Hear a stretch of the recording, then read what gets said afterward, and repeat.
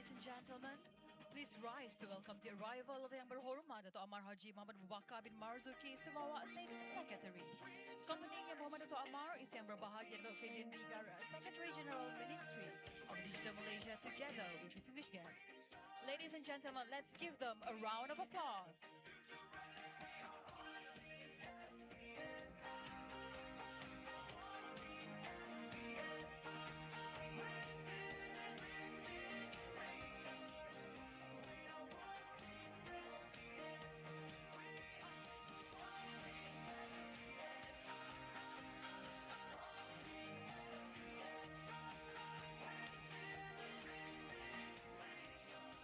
Ladies and gentlemen, please remain standing for the national anthem Negaraku, followed by the Sarawak anthem Ibu Pertiwiku.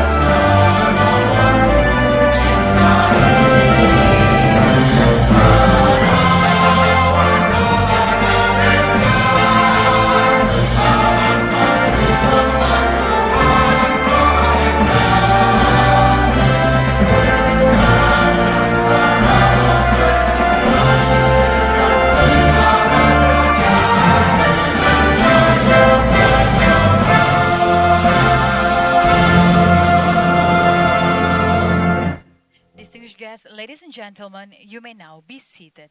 Thank you.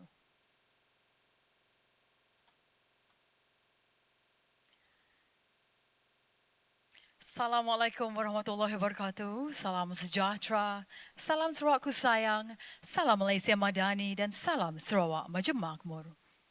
Welcoming the presence of Yang Berhormat Dato' Amar Haji Muhammad Abu Bakar bin Marzuki, Sarawak State Secretary, Yang Berbahagia Dato' Fabian Bigar, Secretary General Ministry of Digital Malaysia, Yang Berbahagia Dato' Hee Changki, Deputy State Secretary Operation, Yang Berbahagia Dato' John Wayne Chamberlain Sirau, Deputy State Attorney General, Yang Berbahagia Dato' Elizabeth Law, Permanent Secretary Ministry of Public Health, Housing and Local Government, Yang Berbahagia Dato' Jeffrey bin Lias, Permanent Secretary Ministry of Utility and Telecommunications Sarawak, Yang Berbahagia Dato' Grace Wong Siu Hung, Director State Civil Service Digitalization Unit, Yang Berusaha Technologist Nik Zalbiha binti Nikmat, Director General National Digital Department, Yang Berusaha Technologist Dr. Suhaila binti Jaafar, Deputy General Manager Sarawak Multimedia Authority, heads of departments from federal and Sarawak government agencies, chief digital officers, distinguished guest speakers, ladies and gentlemen,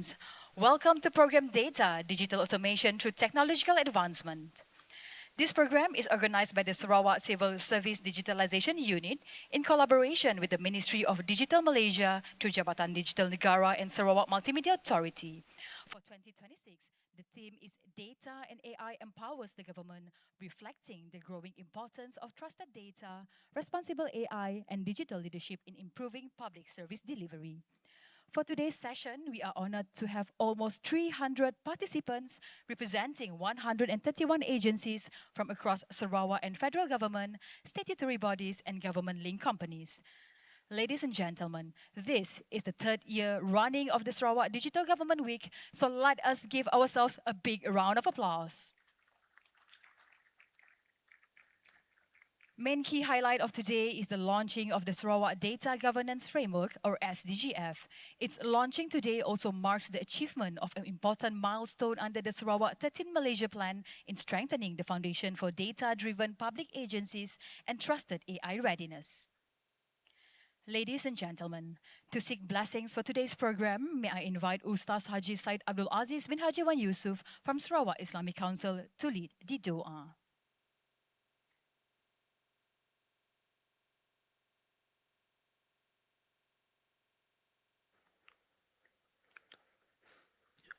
آمين آمين يا رب العالمين. بسم الله الرحمن الرحيم. الحمد لله رب العالمين، والصلاة والسلام على أشرف الأنبياء والمرسلين وعلى آله وصحبه أجمعين. اللهم يا Allah, Tuhan yang selayaknya menerima segala puji-pujian. Ya Allah, segala puji dan syukur hanya untuk-Mu atas segala kurniaan rahmat dan nikmat yang Kau anugerahkan kepada kami. Pada hari yang berbahagia ini, kami menadah tangan memohon ke hadrat-Mu, Ya Allah, kerahmatan ke atas program Digital Automation through Technological Advancement ini yang akan disempurnakan oleh Yang Berhormat Datuk Amar Haji Muhammad Abu Bakar bin Marzuki, Setiausaha Kerajaan Sarawak. Allahumma Ya Allah, Ya Rahman wa Ya Rahim, kami memohon agar Engkau memelihara, memberkati dan melancarkan majlis kami ini. Kurniakanlah kepada kami kecerdasan, kecekapan dan ketelitian dalam melaksanakan tanggungjawab yang diamanahkan. Semarakkanlah budaya integriti, profesionalisme dan rasa tanggungjawab dalam setiap keputusan. Jadikanlah majlis ini pemangkin kepada pembangunan negeri yang maju, makmur dan berdaya saing.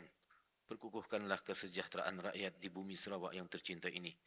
Jadikanlah Sarawak khasnya dan Malaysia amnya aman, makmur dan terus maju ke hadapan dengan inayah dan riayah-Mu. Allahumma ja'al jam'ana hadha jam'an marhuma wa tafarruqana min ba'dihi tafarruqan ma'suma. Rabbana atina fid dunya hasanah wa fil akhirati hasanatan wa qina adhaban nar. Wa sallallahu ala sayyidina Muhammad wa ala alihi wa ashabihi ajma'in. Walhamdulillahi rabbil alamin. Thank you, Ustaz Haji Said Abdul Aziz bin Haji Wan Yusuf. Distinguished guests, ladies and gentlemen, to welcome the data program, let us invite Yang Berbahagia Datuk Hee Changki, Deputy Sarawak State Secretary Operations and the Chief Digital Officer Sarawak Government to deliver his welcoming speech. Ladies and gentlemen, please welcome Yang Berbahagia Datuk Hee Changki.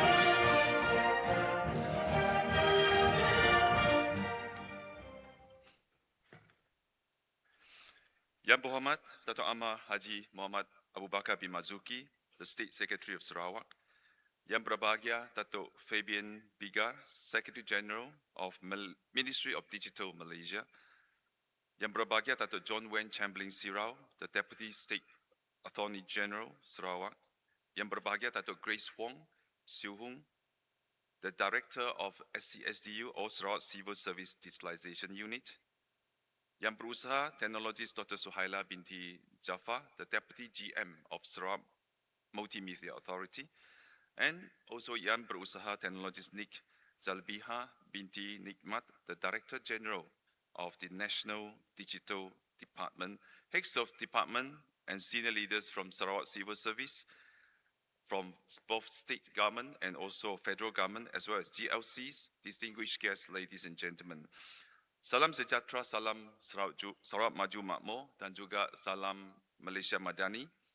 First and foremost, on behalf of the state government of Sarawak, I wish to welcome all of you to program D.A.T.A this morning. Digital automation through technological advancement. And we wish to record our sincere appreciation to Yang Berhormat Dato' Amar Haji Muhammad Abu Bakar bin Mazuki, our State Secretary of Sarawak, for his personal presence with us today and for his continued leadership in advancing Sarawak's digital government agenda. Also, a special appreciation goes to Yang Berbahagia Datuk Fabian Biga, the Secretary General of Ministry of Digital Malaysia, through National Digital Department, for initiating this D.A.T.A program together with us. I think this is a collaboration now becoming part of the Sarawak Digital Government Week for 2026, held for the third consecutive year with the theme Data and AI empowers the government. Thank you to SCSDU and also SMA for delivering this program. The Sarawak Digital Governance Framework, or SDGF, when the Right Honourable Premier on 24th November 2025 in Dewan Undangan Negeri, I quote, transform data into a strategic asset to enhance decision-making, improve service delivery, and unlock value for our economy while upholding the highest standard of privacy and accountability. So today, ladies and gentlemen, in less than a year from Premier's statement, we witnessed the launching of SDGF, or Sarawak Data Governance Framework by SMA, making an important achievement and milestone under our Sarawak 13 MP targets. I wish to take this opportunity also to acknowledge the work that has been carried out behind the scenes by the leadership of SCSDU and also the partners like SMA, SAIC, and also Science. Under the leadership of SCSDU, there is this SDMS, or Sarawak Data Management System, which was developed, went live in 2025, and now is utilized by 1,000 members of Data Trustee Agency Working Group, or we call D.T.A.WG, to support our efforts in data cataloging, data sharing, and also data integration across the whole Sarawak Civil Service. So in addition, we also have this initiative called SODP, or Sarawak Open Data Portal, which has been newly enhanced to support our access to public data sets. And the number of data sets open is increasing gradually, reflecting all our agencies' growing commitment to make suitable government open data more accessible, more usable, and more valuable to the public. So next, we also have this SmartGov, which is our SCS tailored online platform and mobile app for digital literacy assessment. And this year, we have rolled out the second phase of our digital literacy assessment for 19,000 workforce of the Sarawak Civil Service. In fact, later on the stage, we'll be recognizing 20 HODs who actually participated, completed, and passed the SCS Digital First Leadership Digital Literacy Assessment within the first few days of its launch. So we are going to give out this SCS Digital First Leadership Award after this ceremony. So built on the principle of data sovereignty, and our latest product is AI, or Adam AI, all right? So this is the first on-premise AI chatbot. So we can explore, I think it's going to be used by hundreds of official government sources, which we can actually get a lot of information safely through our partners. So in addition, SCSDU has developed its own AI flagship program called Government AI Mastery for SCS Officers. So this will be held over the next 2 days on the 9th and 10th of July, and incorporates 3R framework: the revisit, rethink, and recharge. I think the brainchild of our State Secretary of Sarawak, the 3R, which is a transformation framework introduced as a leadership-driven framework for officers to revisit existing assumptions, to rethink how government work can be improved, and recharge public service delivery using AI. So the launch today of SDGF signals a very important preparation for Sarawak for trusted AI. This is very important. Without robust data governance, AI will not deliver its value. So on the 27th of this month, Yang Berhormat Dato' Ahmad, the momentum will continue as Sarawak AI Center, SAIC. Together with CSDU, we will organize the Sarawak AI Blueprint Kick-Off Workshop to shape our direction in AI and how can we align AI development with governance capability, infrastructure and public value. So, akhir kata, sekali lagi saya mengalu-alukan kehadiran semua tetamu kehormat, penceramah dan juga peserta ke program data hari ini. Dan saya ingin merakamkan penghargaan kepada semua pegawai yang terlibat, khususnya SCSDU, SMA, SAIC serta penghargaan khusus kepada Yang Berbahagia Datuk Fabian Biga atas sokongan, komitmen beliau dalam merealisasikan penganjuran program data bersama Kerajaan Sarawak. Kerjasama ini mencerminkan semangat perkongsian strategik di antara Kerajaan Sarawak dan juga Kerajaan Persekutuan dalam memperkukuhkan tadbir urus data, perkongsian data dan juga kesiapsiagaan AI untuk sektor awam. Dengan itu, saya dengan penuh hormat dan sukacitanya menjemput Yang Berbahagia Datuk Fabian Bika, KSU, Kementerian Digital Malaysia selaku rakan penganjur bersama program data untuk menyampaikan ucapan beliau. Datuk Fabian, over to you.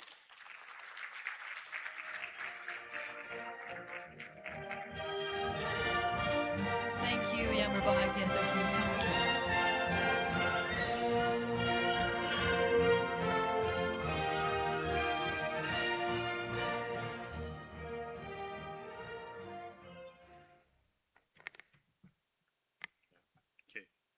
Yang Berhormat Datuk Ahmad Haji Muhammad Abu Bakar bin Mazuki, Setiausaha Kerajaan Sarawak. Yang Berbahagia Datuk Hee Changki, Timbalan Setiausaha Kerajaan Sarawak, Operasi. Yang Berbahagia Datuk John Wayne Chamberlain Sirau, Timbalan Peguam Besar Sarawak. Yang Berbahagia Datuk Elizabeth Loh, Setiausaha Tetap Kementerian Kesihatan Awam, Perumahan dan Kerajaan Tempatan. Yang Berbahagia Datuk Jafri bin Lias, Setiausaha Tetap Kementerian Utiliti dan Telekomunikasi Sarawak. Yang Berbahagia Datuk Grace Hong, Pengarah Unit Pendigitalan Perkhidmatan Awam Sarawak iaitu SCSDU. Yang Berusaha Teknologi SNIK Zabiha bin Nikmat, Ketua Pengarah Jabatan Digital Negara. Yang Berusaha Teknologi Dr. Suhaila binti Jaafar, Timbalan Pengurus Besar Sarawak Multimedia Authority. Berbahagia Dr. Sri Datuk Wakil-Wakil Kerajaan ataupun Wakil-Wakil Jabatan dan Agensi Kerajaan Negeri dan Persekutuan. Tuan-tuan, puan-puan, selamat pagi, salam Malaysia Maju, Sarawak Maju Makmur dan salam Malaysia Madani. Pertama sekali saya ingin merakamkan setinggi-tinggi penghargaan kepada pihak penganjur kerana menjemput saya untuk memberi sepatah dua kata serta kepada semua yang sudi meluangkan masa hadir ke program ini. Sesi pada hari ini amat penting sebagai platform penyelarasan strategik bagi memastikan ekosistem data negara, khususnya antara Kerajaan Persekutuan dan Kerajaan Sarawak, berada di landasan yang tepat dan selaras dengan aspirasi Malaysia Madani. Perhimpunan kita pada hari ini juga merupakan satu pengiktirafan iaitu data sebagai aset strategik negara dan pemangkin kepada transformasi digital. Data merupakan nadi yang menggerakkan inovasi, menyokong pengumuman dasar berasaskan bukti serta membolehkan penyampaian perkhidmatan awam yang lebih cekap, responsif dan bernilai tinggi pada rakyat. Now, izinkan saya teruskan dalam bahasa Inggeris. Tadi Dato' Hee end up in bahasa, so I have to start in bahasa. Now I continue in English. So a moment ago, we had a highly encouraging sharing by Yang Berbahagia Dato' Hee on the impressive strides Sarawak has made in digitalizing its public service, a clear testament to the Sarawak government's strong commitment and foresight, particularly today's event. The Ministry of Digital commends Sarawak for positioning itself among the most forward-looking states in data governance and welcome this initiative as it aligns closely with the 13 Malaysia Plan to build a sustainable digital ecosystem supporting the prudent, high-impact adoption of artificial intelligence. Technologies such as AI and digital twins will enable real-time simulation of complex environments, helping policymakers make more informed decisions. In today's digital landscape, no single entity can operate in silo. Cross-agency data sharing helps avoid duplication, accelerates decision-making, and improves people's experience in dealing with government.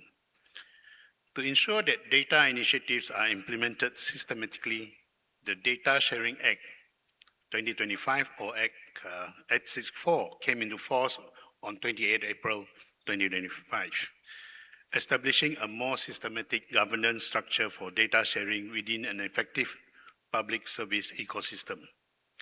To support this act, the Ministry of Digital through the National Digital Department or Jabatan Digital Negara has issued a public sector data sharing implementation guidelines and launched the Public Sector Data Digitalization Policy or PPDSA on 10 February 2026. We intend to translate this policy into practical implementation for government agencies at all levels. Government agencies are encouraged to leverage data sharing platform, MyDGTX, and the Public Sector Data Portal, or DTSA. We commend Sarawak Government's initiative to implement MyGDX, expected to be operational by the end of July this year, a clear demonstration of Sarawak's leadership among the states in advancing digital government. Although Data Sharing Act 2025 provides for data sharing among federal government agencies and federal statutory bodies, a comprehensive whole-of-government approach is needed for the national data ecosystem to succeed. The Public Sector Data Digitalization Policy, as a subsidiary document to the Act 864, will be implemented through an action plan across public sector agencies, translating public sector data comprehensively into digital formats and enabling data sharing to be carried out more effectively to support efficient, high-value service delivery to the people. In line with this, the federal government hopes that the Sarawak government will consider jointly studying the need to draft a state-level data sharing ordinance. Such coordination will complement data governance direction at both federal and state levels, while ensuring that information remains secure, its transparency is preserved, and the people's personal data are protected.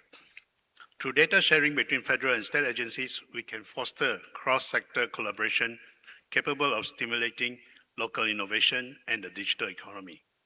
In closing, I would like to once again record my sincere appreciation to the Sarawak government, particularly the Sarawak Civil Service Digitalization Unit, for the commendable progress achieved thus far in digital government services, and for the meaningful collaboration with the Ministry of Digital through the National Digital Department. It is my sincere hope that today's program will strengthen our shared direction in data governance, trusted data sharing, responsible AI adoption, and better public service delivery for the people of Sarawak and generally Malaysia. Thank you. Thank you, Yang Berbahagia Datuk Fabian Bigar, for your inspiring address.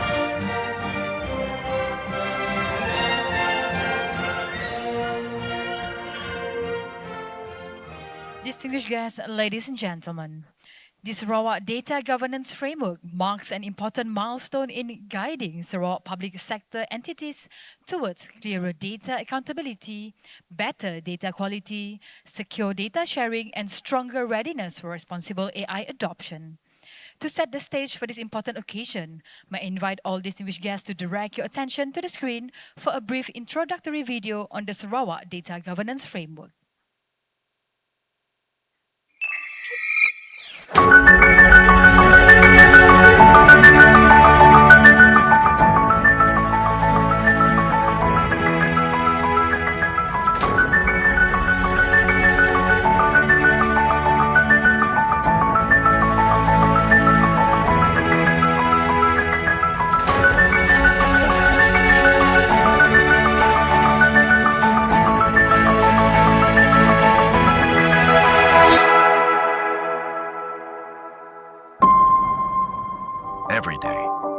of decisions shape the future of Sarawak. Decisions that support development, strengthen communities, improve public services,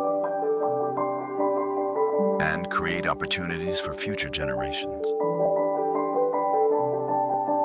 Behind every one of these decisions lies something increasingly important: data. Data helps government understand needs, identify priorities, and monitor progress. Through an established policy and platforms, the 2022 Circular on Digital Data Sharing, Use, and Dissemination in the Sarawak Public Service, the official portal of Sarawak Data, also known as the Sarawak Open Data Portal and the Sarawak Data Management System. Sarawak has laid important foundations for more structured data sharing, data set management, and public access to government data.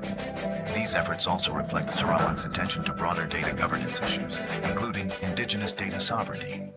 But for data to truly maximize statewide value, it must be supported by a common governance reference that enables a trusted, secure, and interoperable government data ecosystem with clearer accountability, stronger safeguards, and more responsible data sharing across agencies. When trusted information comes together, its impact becomes visible.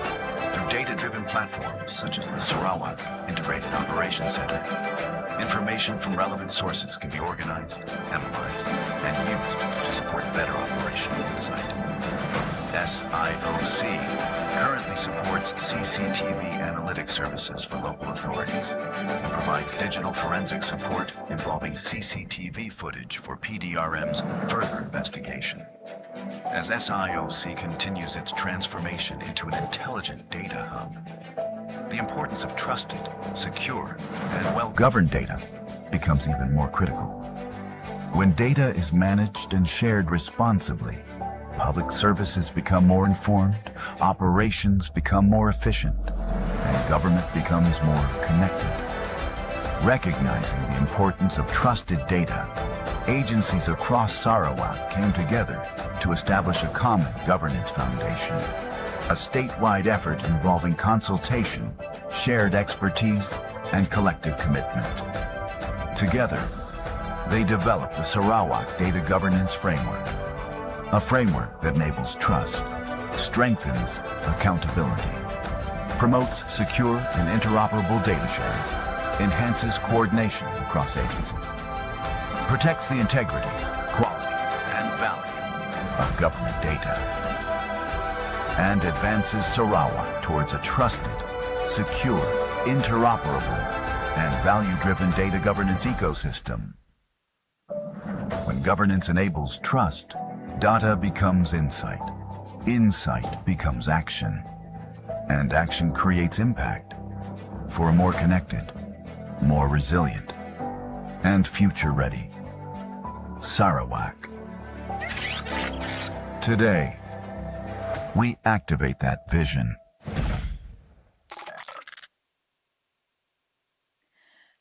Ladies and gentlemen, that inspiring montage showcases the remarkable commitment and dedication of our heads of departments in embracing digital transformation and fostering a culture of continuous learning within the Sarawak Civil Service. Ladies and gentlemen, it is now my honor to invite Yang Berbahagia Datuk Fabian Bigar, Secretary General of the Ministry of Digital Malaysia, to invite Yang Berhormat Datuk Amar Haji Muhammad Abu Bakar bin Marzuki, Sarawak State Secretary, to deliver the keynote address.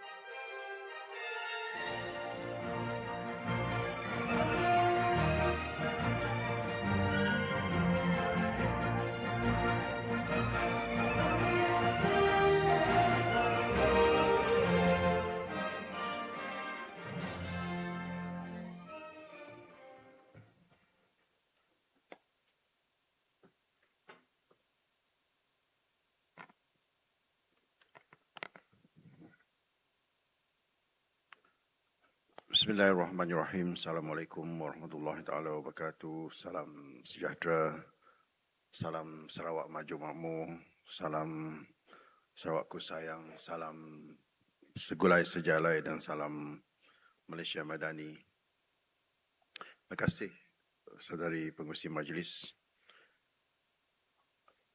Pertama kali saya ingin mengalu-alukan kehadiran sahabat kita daripada Kementerian Digital, Ketua Setiausaha Kementerian Digital yang bahagia Datuk Fabian Biga.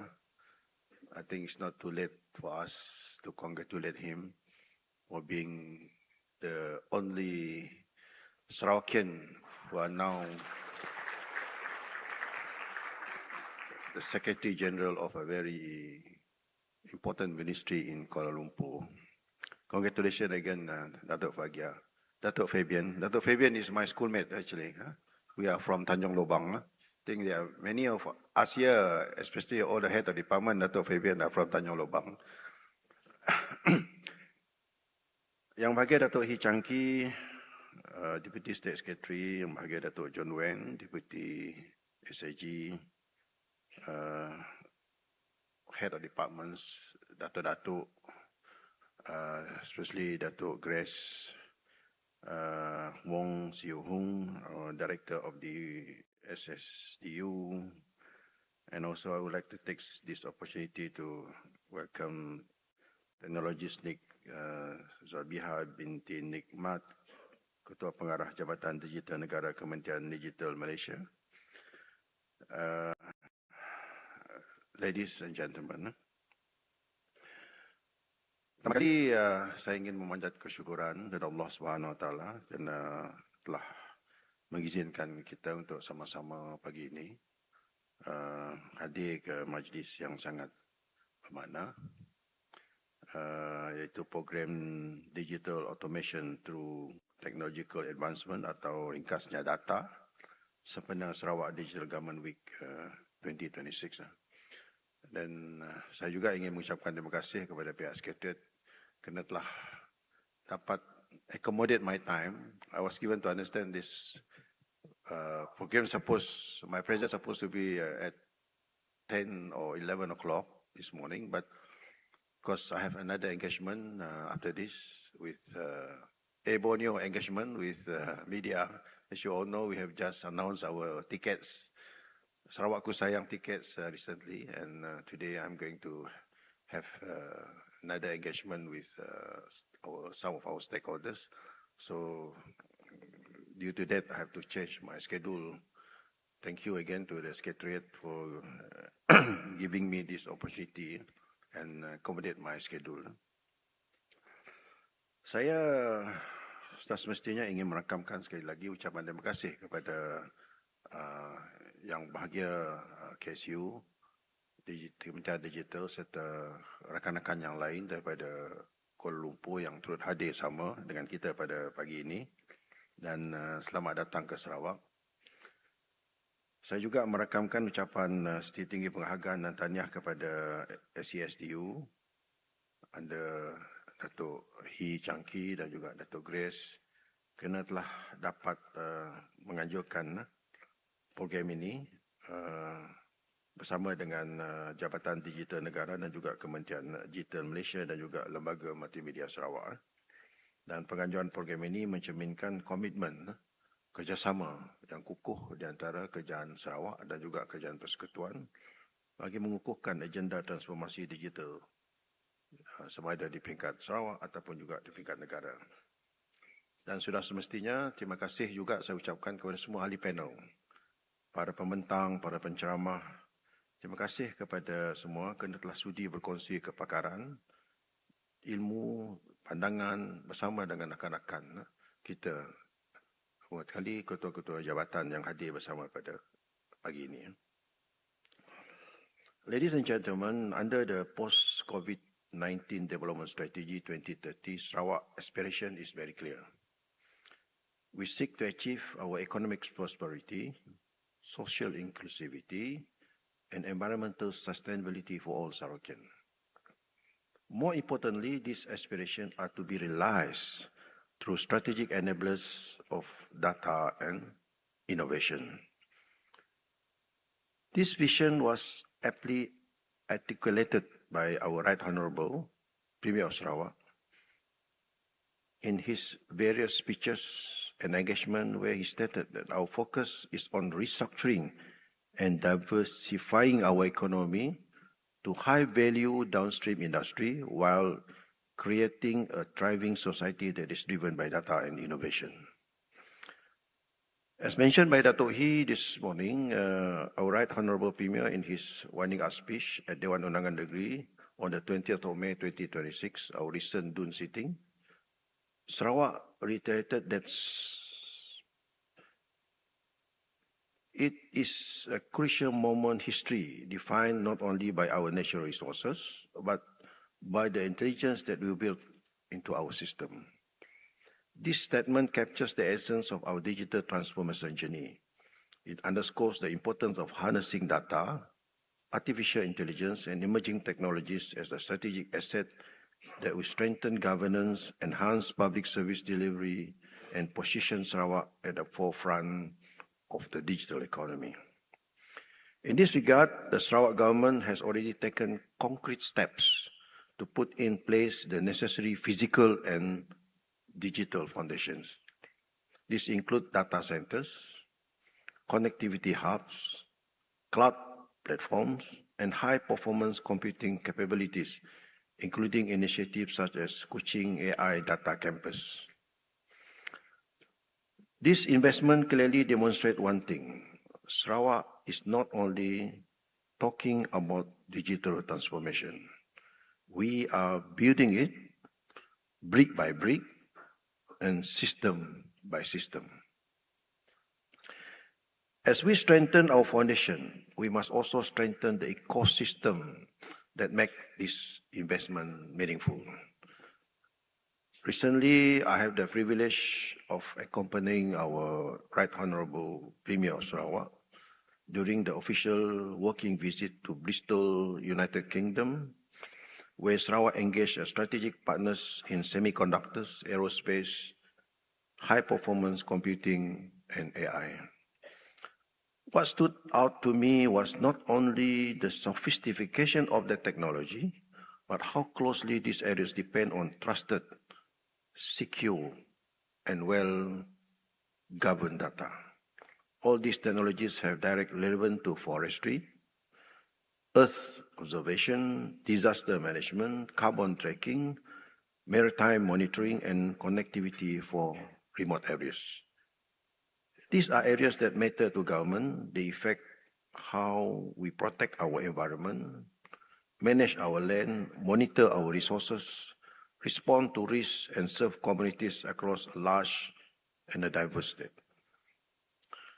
Ladies and gentlemen, the ecosystem also includes our human capital, not only the civil service, but also the government-linked companies, industry, academia, and the wider talent community. Ultimately, data and artificial intelligence only work if people know how to use them, understand them, and apply them properly in decision-making. The role of the civil service. The civil service remains the core institution of the government transformation. Within this ecosystem, we are not just implementers, we are policymakers, coordinators, and system designers. We translate data into policy direction, we turn information into decision, and we convert evidence into actions. At the same time, the civil service must ensure that the government system are well organized, well managed, and able to work together across agencies in a practical way. This means ensuring data is consistent, secure, reliable, and can be shared appropriately when needed. In short, civil service must evolve into a data-smart, policy-driven, and future-ready institution. Data governance is crucial. Without it, we risk fragmented system, duplication of work, inconsistent information, and weak coordination across government sectors. As such, the civil service must play a crucial role in ensuring strong data governance. With a proper governance in place, we create a single trusted version of data, enable a better decision-making, and strengthen public confidence in our government system. Why is data governance becoming increasingly important? Because Sarawak is now actively advancing its own artificial intelligence capabilities, and data is the foundation of AI. Artificial intelligence is not only as strong as the data behind it. If the data is weak, outdated, or incomplete, then the output will be weak. This is why data governance is not merely a technical requirement.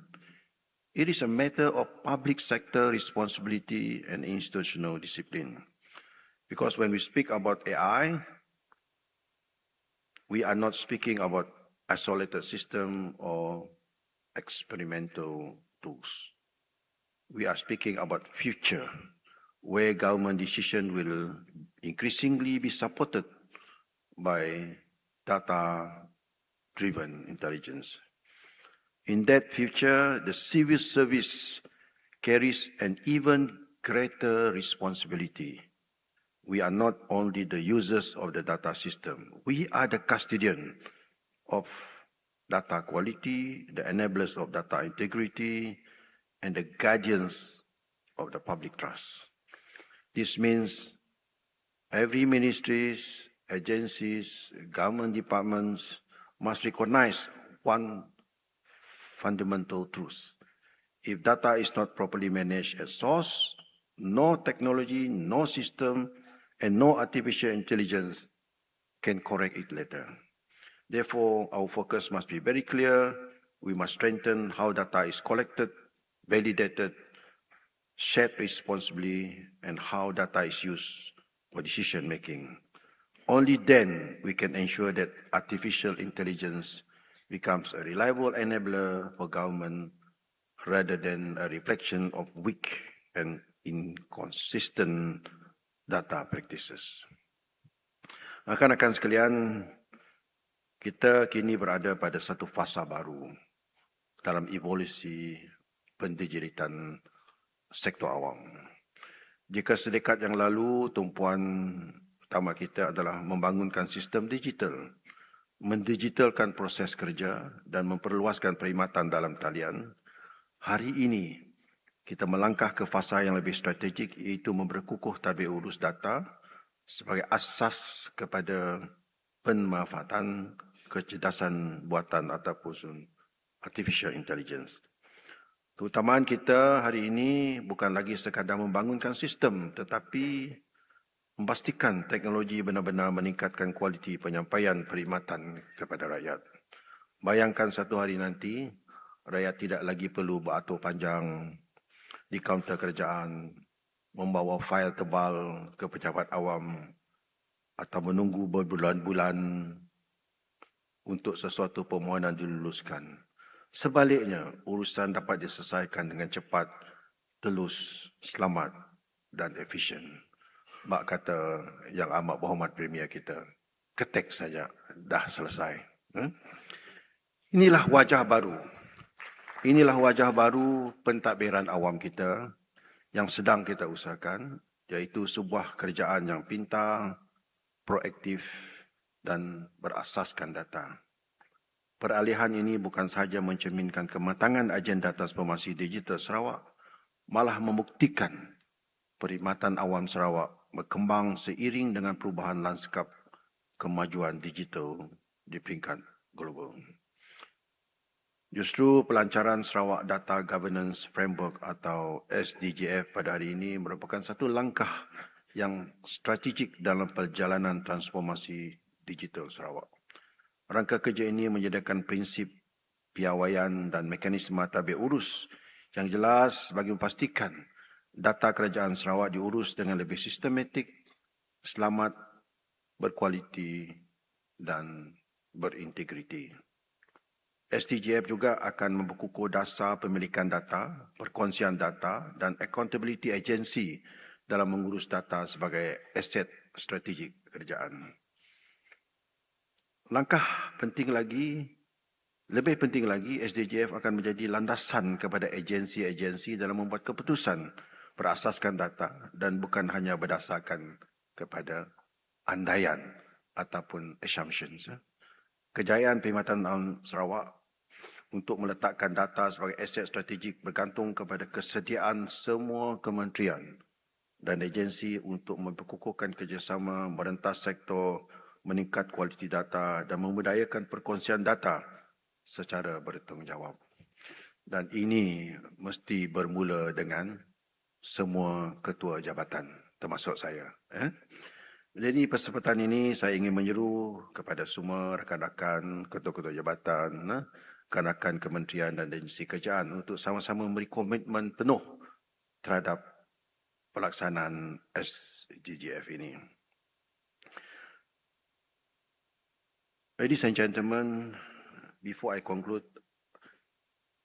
I would like to take this opportunity to acknowledge the work of SCSDU under Yang Berbahagia Datuk He and also Datuk Grace and their team for their hard work in ensuring that this program will be able to benefit all the relevant agencies and ministries.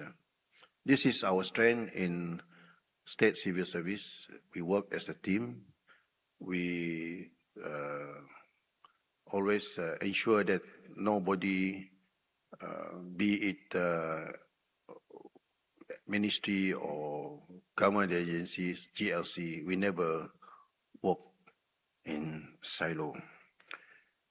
Your work in driving digital transformation in our public service through programs such as alongside with our federal counterparts as well as our partners, SMAs, SIC and Science serve as a good reminder that the work of transforming Sarawak never stops, must be carried forward by generation of public servants. The Sarawak Digital Government Week has brought together public service leaders in different stages of their leaders' journey since the inception in 2024. And I would like to take this opportunity to congratulate 20 heads of department, and I believe more will receive, apart from our 20 head of department who will receive it today. So let me take this opportunity to congratulate our 20 heads of department who will receive the SES Digital Leadership Award today. You are taking on the leadership, you are taking charge at the time of the rapid change. Your work will be demanding, but will also be one of the most meaningful callings that is to shape our Sarawak civil service future. Together, let us build not merely a digital government, but a smarter government with more proactive service delivery to improve the quality of life of the people of Sarawak. Dengan lafaz Bismillahirrahmanirrahim, saya dengan sukacita yang merasmikan program Digital Automation through Technological Advancement atau D.A.T.A sempena Sarawak Digital Government Week 2026. Sekian, terima kasih. Wabillahi taufiq wal hidayah. Assalamualaikum warahmatullahi wabarakatuh.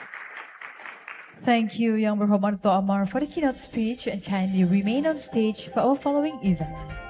And now, may I invite Yang Berbahagia Datuk Fabian Bigar, Yang Berusaha Teknologis Nigzal Biha binti Nikmat, Yang Berbahagia Datuk Hee Changki to join Yang Berhormat Sarawak State Secretary for the launching ceremony.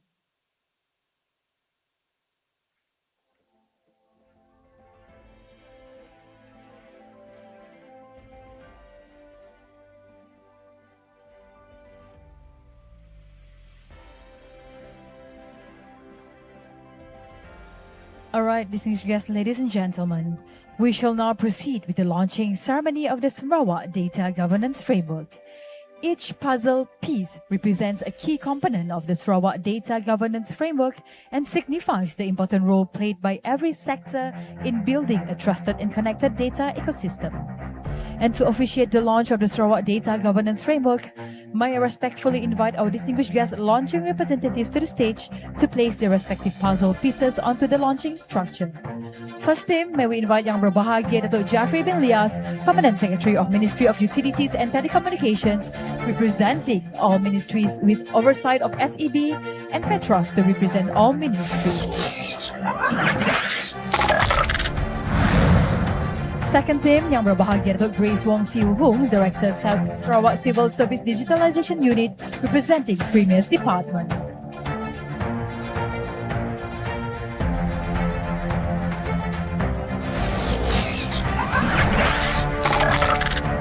Third team yang berbahagia Datuk John Wayne, State Attorneys General's Chambers, representing all Sarawak government departments and legal matters.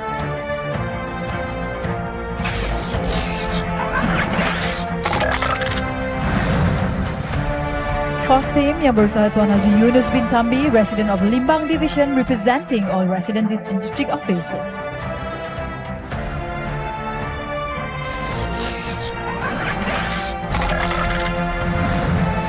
Fifth team yang berusaha Mr. Andrew Chen, Chief Operating Officer Science, representing all Sarawak government-owned enterprises and government-linked companies. Sixth team yang berbahagia Datuk Elizabeth Low, Permanent Secretary Ministry of Public Health, Housing and Local Government, representing all Sarawak local authorities. Seventh team yang berusaha Technologist Dr. Suhaila binti Jaafar, Deputy General Manager Sarawak Multimedia Authority, representing all statutory bodies.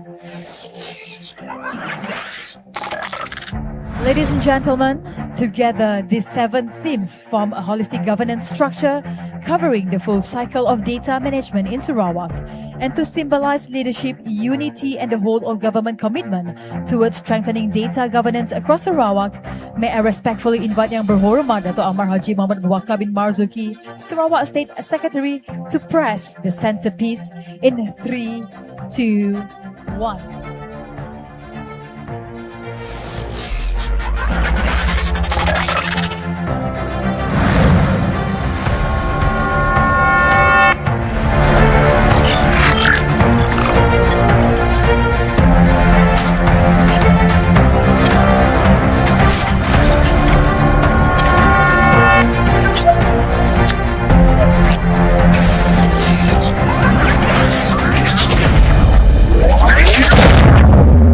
Ladies and gentlemen, with great pleasure and honor, the Sarawak Data Governance Framework is now officially launched.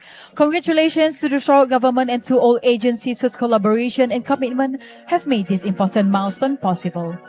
I invite everyone to remain in position for the official photographs.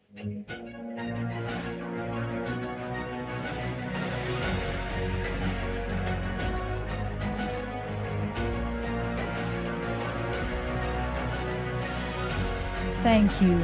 Ladies and gentlemen, we shall now proceed with the presentation of souvenir. May I respectfully invite Yang Berbahagia Datuk Fabian Bigar, Secretary General Ministry of Digital Malaysia, to present the souvenir to Yang Berhormat Datuk Amar Haji Muhammad Abu Bakar bin Marzuki as a token of appreciation and in recognition of his unwavering leadership and steadfast commitment towards advancing the digital transformation agenda of the Sarawak Civil Service.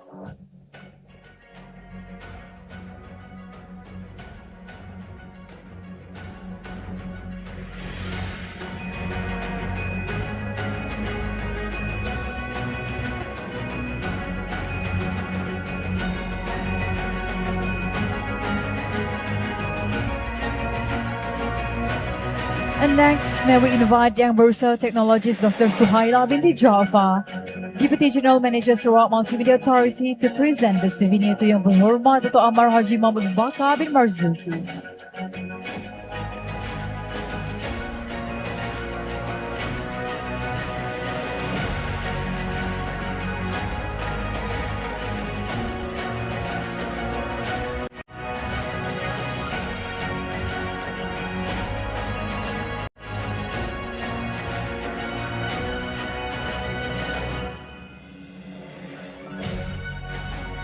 Alright, thank you, ladies and gentlemen. At this juncture, the Sarawak State Secretary will be taking his leave from today's program due to prior official commitments, and on behalf of the organizing committee, we extend our sincere appreciation and heartfelt gratitude to the Sarawak State Secretary for taking the time to grace this event with his presence and continued support. May we now respectfully invite everyone to kindly rise as we bid farewell to the Sarawak State Secretary.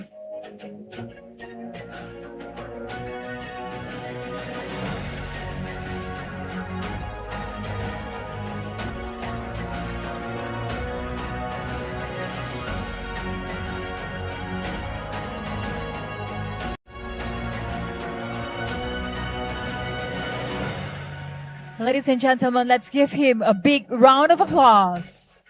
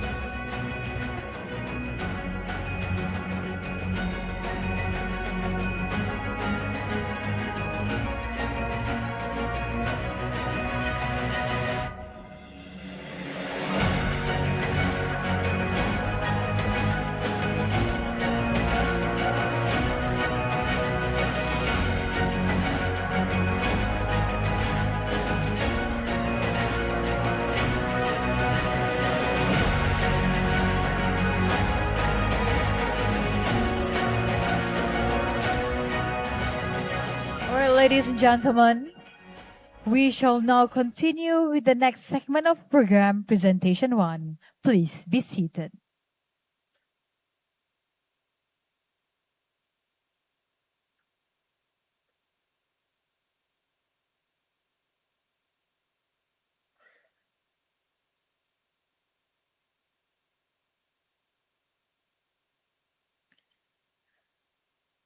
All right, ladies and gentlemen, welcome once again to program Data.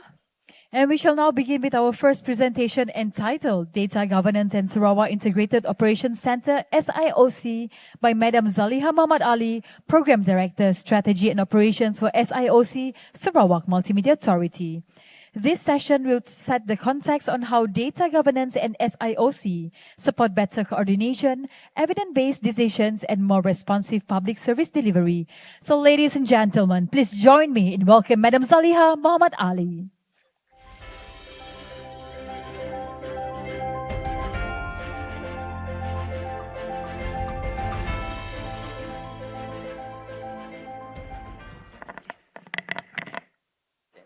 Right.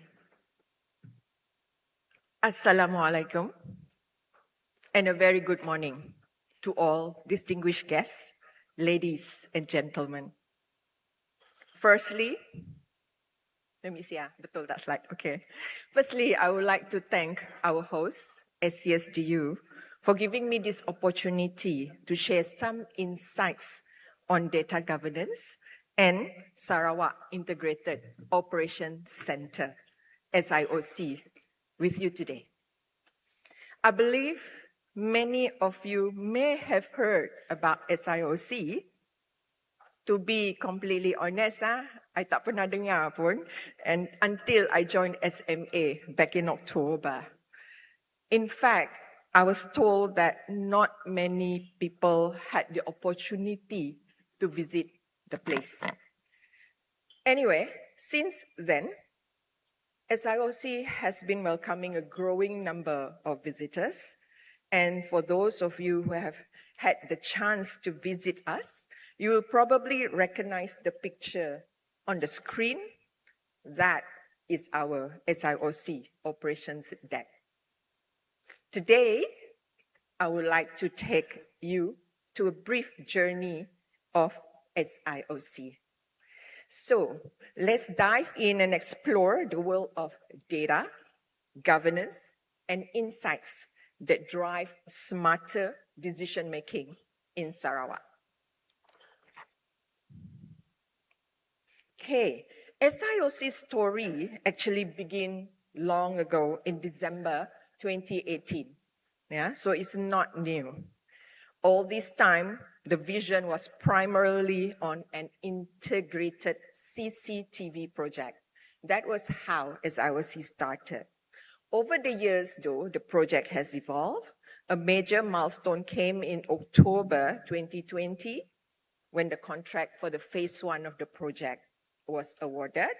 And with that, the first part of the project was to renovate the physical facility. So we actually have a physical facility at the last picture there.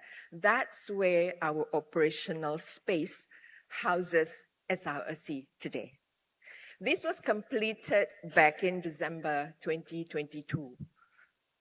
Secondly, at the top there, that was the development of the digital platform and system, which was completed back in August 2024.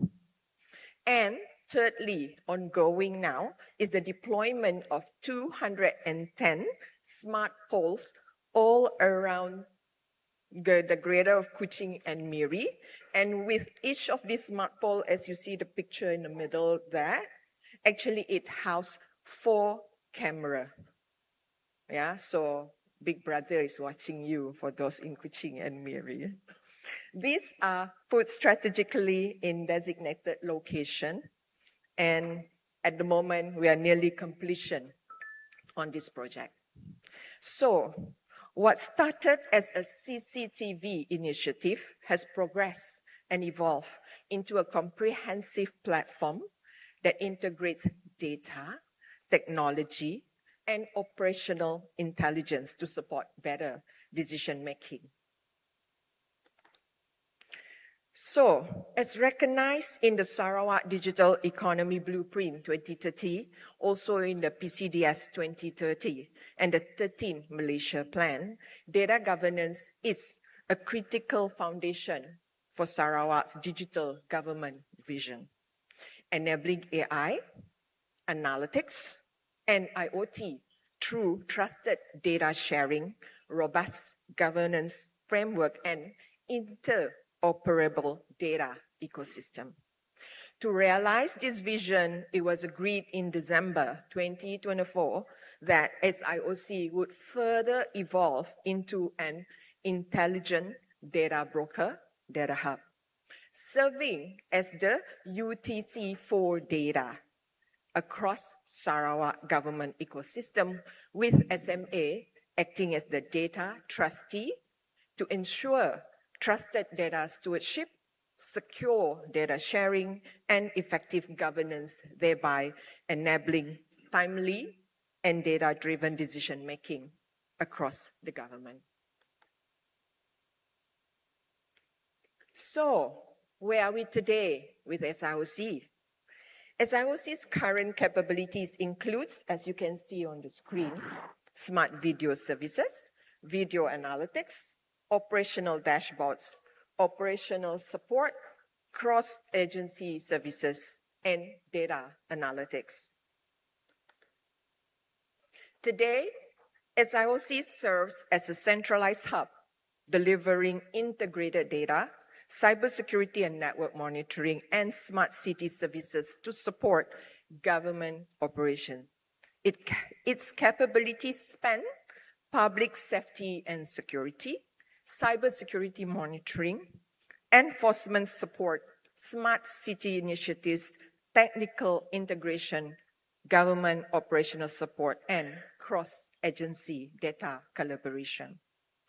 Through real-time monitoring, operational intelligence data sharing and analytics, SIOC enhances situational awareness, enables informed decision-making, and improves service delivery.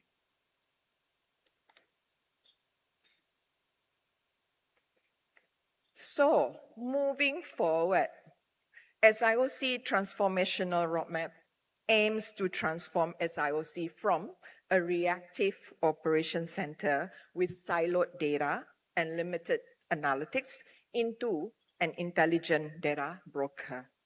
Through strong data governance, integrated data platform, AI-powered analytics, secure cross-agency data exchange, and predictive intelligence, SIOC will enable trusted data sharing, smarter operations, and data-driven decision-making.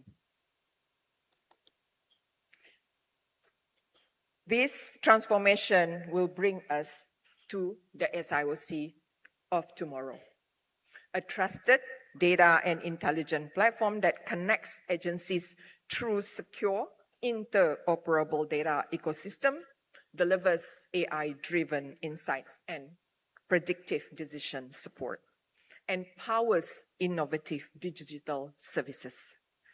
As the UTC for data, SIOC will improve operational efficiency, enhance citizen services, and accelerate Sarawak's digital government vision.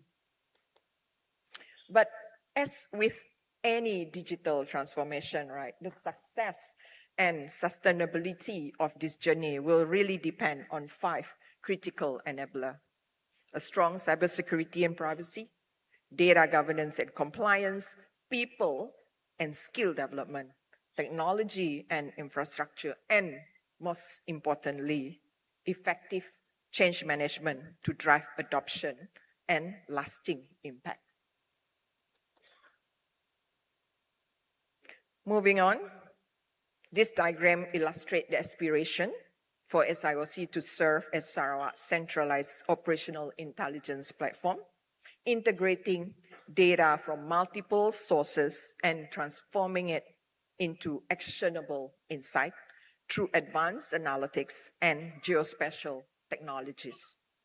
By delivering tailored information and decision support to cities, districts, local authorities, SIOC aims to enhance situational awareness, strengthen disaster response capabilities, improve operational efficiency, and enable strategic decision-making across all levels of government. Moving forward, let's see what do we have in SIOC today. What is SIOC's service footprint at the moment? The diagram here highlights SIOC's extensive statewide coverage, spanning from Kuching all the way to Lawas and Limbang, and integrating over 1,800 CCTV assets, including traffic monitoring and Safe City, Safe Park CCTV systems, into a centralized monitoring platform. By providing visibility of traffic conditions, public spaces, and critical urban infrastructure, SIOC enhances situational awareness, strengthens public safety, improves operational coordination, and supports data-driven decision-making across Sarawak, whilst advancing the state's safe city agenda. Despite achieving this, whereby our coverage across Malaysia's largest state, Sarawak is so big, right? The current deployment of 1,800 CCTV assets underscores the scale of the monitoring challenge. In comparison, Johor, a very small state compared to Sarawak, operates similar number of CCTVs in the state. And if you compare it again, Kuala Lumpur, there are more than 10,000 CCTV there concentrated within their dense urban environment. So our 1,800 CCTV tidak cukup, masih belum cukup. So in comparison, right, we need to further expand the surveillance of our cities within Sarawak. Right. Since I can't bring all of you to SIOC Operation D.A.T.A, let me bring a glimpse of SIOC to you here. Imagine you are standing inside the SIOC Operation D.A.T.A, looking at the video wall in front of you. On the left, typically, we will display live feeds from our Safe City and Safe Park CCTV cameras deployed across multiple locations. These feeds provide my team with a consolidated view of ongoing activities, incidences, and events on the ground, enabling real-time monitoring and response. Click to the left, please. Right. So what you're looking here is an actual example of what my operators see in our SIOC video wall. In this snapshot, we are monitoring live traffic CCTV feeds all the way from Limbang and Lawas, providing real-time visibility of traffic conditions and maintaining situational awareness from a centralized location. Click. Next, another snapshot. Here you're looking at camera feed from Batu Kawa Riverbank Park. For those who are in Kuching, they would recognize some of these pictures. So in collaboration with MPP team, we have configured selected dumb cameras with virtual intrusion zone. So whenever movement is detected within this designated area after the park's operating hours, a real-time alert is automatically generated and sent to the MPP command center, together with a short video clip and a timestamp record of the event. This capability was introduced to enhance safety and security by discouraging loitering and unauthorized access outside of the park's operating hours. Interestingly, the alerts have provided valuable insights into the actual park usage pattern. For example, we have detected children playing in the park well past midnight on school nights, and we even see individuals loitering or going fishing along the river park pathway before dawn. These activities may expose visitors to unnecessary risks, particularly given the presence of crocodiles in the area. So this example demonstrates how SIOC goes beyond passive monitoring by combining CCTV surveillance with intelligent video analytics. We're able to proactively detect activities of interest, generate timely alerts, and provide actionable information to the relevant authorities. In other words, it's not just about watching video feeds. It's about turning video into intelligence that helps our public spaces safer. All right, let's go back to the operation deck. Okay. In the center, usually what we display is our operational dashboard, CCTV coverage, and also analytical insight. This is where data is transformed into information, providing greater situational awareness, trend visibilities, and support data-driven decision-making. Right, thanks. So as we zoom into this is a snapshot of our current video management system. The dashboard provides a centralized view of the CCTV network allowing operators to identify camera location, monitor camera status, view coverage, and so forth. At present, this system is still undergoing tuning and pending project completion. This is the 210 poles that we put up.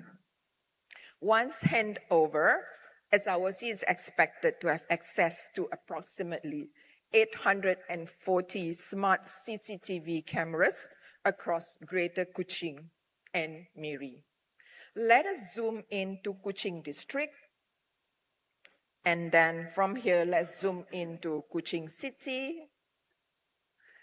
And maybe let's look at Satok. So this is what typically my operator can do. They can zoom into any camera that is inside the system. Zoom into Satok. And here, we can see a snapshot of the live feed camera near the KFC in Satok. This particular camera has PTZ capability. It can pan, it can tilt, it can zoom, right? And it supports about 40 times optical zoom. So this enables our operators to closely monitor areas of interest and obtain a significantly higher level of detail when required. Okay, let's go back to Operation D.A.T.A. So the last portion there on the right side, we integrate with the SCAT traffic monitoring system also. This allows us to monitor traffic conditions and gain additional visibility of road network operations where required. Can we go there? Yes, thank you. So in this final example, you're looking at camera feeds from the SCATS-enabled traffic light system at Padungan. Sarawak currently have more than 200 signalized junctions equipped with smart traffic light technology. This system dynamically adjusts signal timings based on actual traffic conditions and improve traffic flow, reduce congestion, and minimize waiting time for users. While these feeds are integrated into SIOC, the smart traffic light system is actually managed by KTT on behalf of JKR and respective local council. One of the more common requests we receive is from PDRM for video footage to support road traffic investigation. Through our established process, we can quickly retrieve footage from cameras covering the area of interest. Where image quality permits, the footage can also assist in identifying vehicle registration number. However, given Sarawak's vast geographical size, the current CCTV deployment remains relatively limited, resulting in coverage gaps and blind spots across many areas. This reinforces the need to continue expanding our CCTV and surveillance infrastructure. Every additional camera extends our visibility on the ground. Right, let's go back to the Operation D.A.T.A. These displays here, by the way, are not static, yeah? Depending on the operational requirements and incidents at hand, we can dynamically configure the video wall to show different feeds, dashboards, maps, analytics, ensuring that the most relevant information is always available to support decision making. In essence, this is our window into what is happening across Sarawak. Okay, next please. In conclusion, the Sarawak Integrated Operations Center, or SIOC, is much more than just a technology platform. Its effectiveness is driven by strong alignment with the Sarawak Data Governance Framework. Firstly, SIOC is able to foster cross-agency collaboration and data sharing, underpinned by the roles and responsibilities and governance teams in the SDGF. This provides the structure and accountability needed for agencies to work together effectively and confidently. Secondly, SIOC ensures secure, trusted, and well-governed operations supported by the provisions, oversight, safeguard teams. This establish the necessary policies, controls, protections to ensure that data is managed responsibly and securely. And third, but not last, SIOC enables us to transform trusted data into actionable intelligence. Through the data handling and products and services themes, this is where data is integrated, analyzed, and translated into meaningful insights that support operational and strategic decision-making. Ultimately, by combining strong governance with integrated technology and data-driven insights, SIOC enhances smarter decision, improve public services, and safer communities across Sarawak. With that, I would like to thank you for your attention.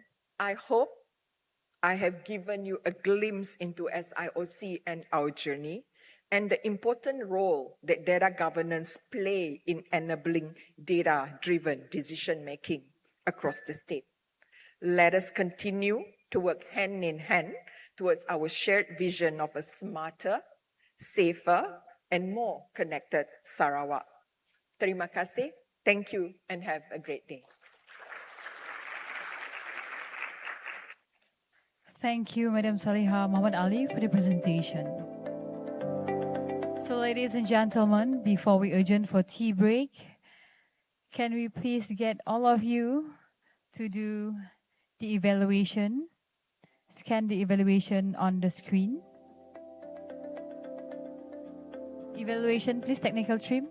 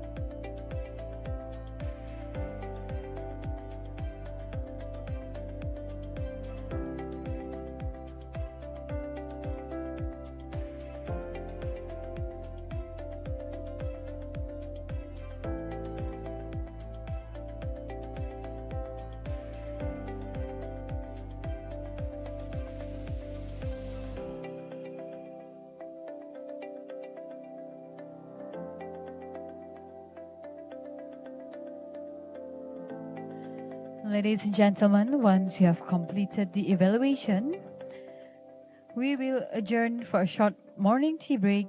Refreshment are served inside the ballroom and outside the ballroom opposite Karanga's room. Kindly take this opportunity to enjoy the refreshments and network with fellow participants, and the program will resume promptly at 10 a.m.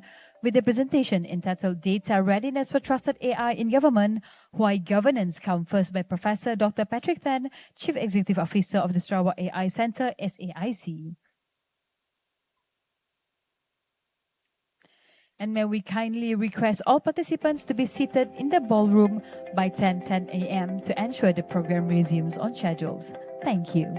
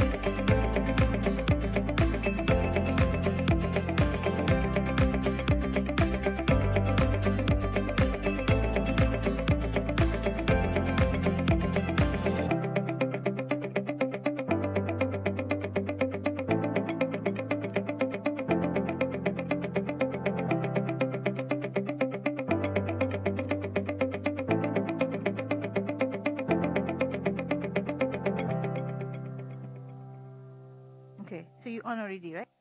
It's good, right?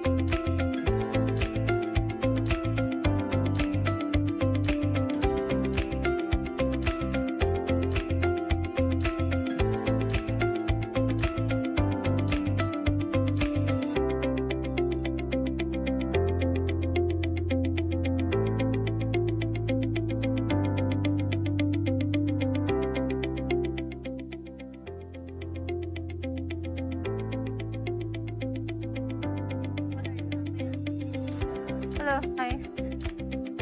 You can hear? Good. Okay. This one can leave off. Oh, really? Yeah. Yeah. Okay, you can listen, right?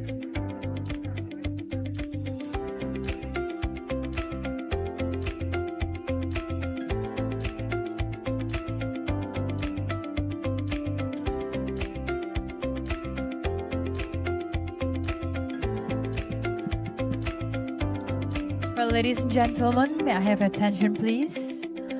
Our program will resume in approximately 5 minutes, and we would like to kindly invite all participants to return to the ballroom and be seated. Thank you.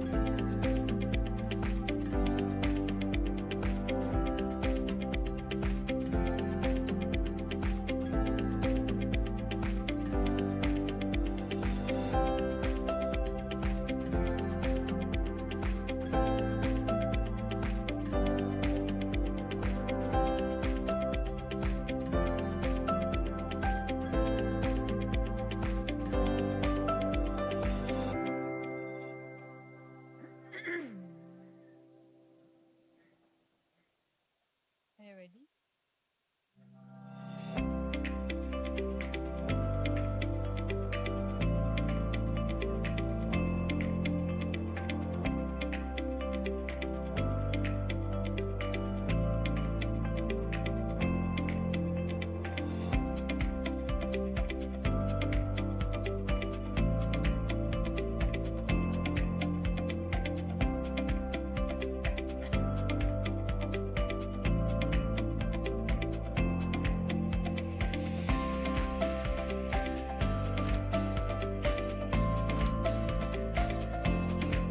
Ladies and gentlemen, we would like to kindly invite all participants to be seated as our program will start shortly. Thank you.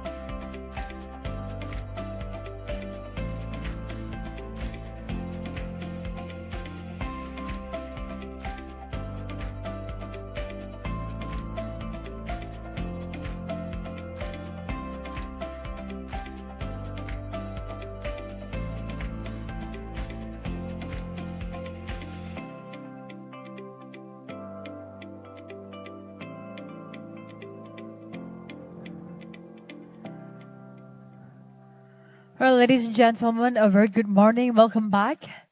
We shall now proceed with our second presentation entitled Data Readiness for Trusted AI in Government, Why Governance Comes First. This presentation will be delivered by Professor Dr. Patrick Tan, Chief Executive Officer of the Sarawak AI Center, SAIC. As governments increasingly embrace artificial intelligence to enhance public service delivery, trusted data and strong governance remain the essential foundations for successful AI implementation. This session will explore the importance of building data readiness and establishing robust governance frameworks to enable responsible, secure, and effective AI adoption across the public sector. So, ladies and gentlemen, please join me in welcoming Professor Dr. Patrick Tan. Thank you, Sadari MC. Very good morning to all my friends, my gurus and fellows here.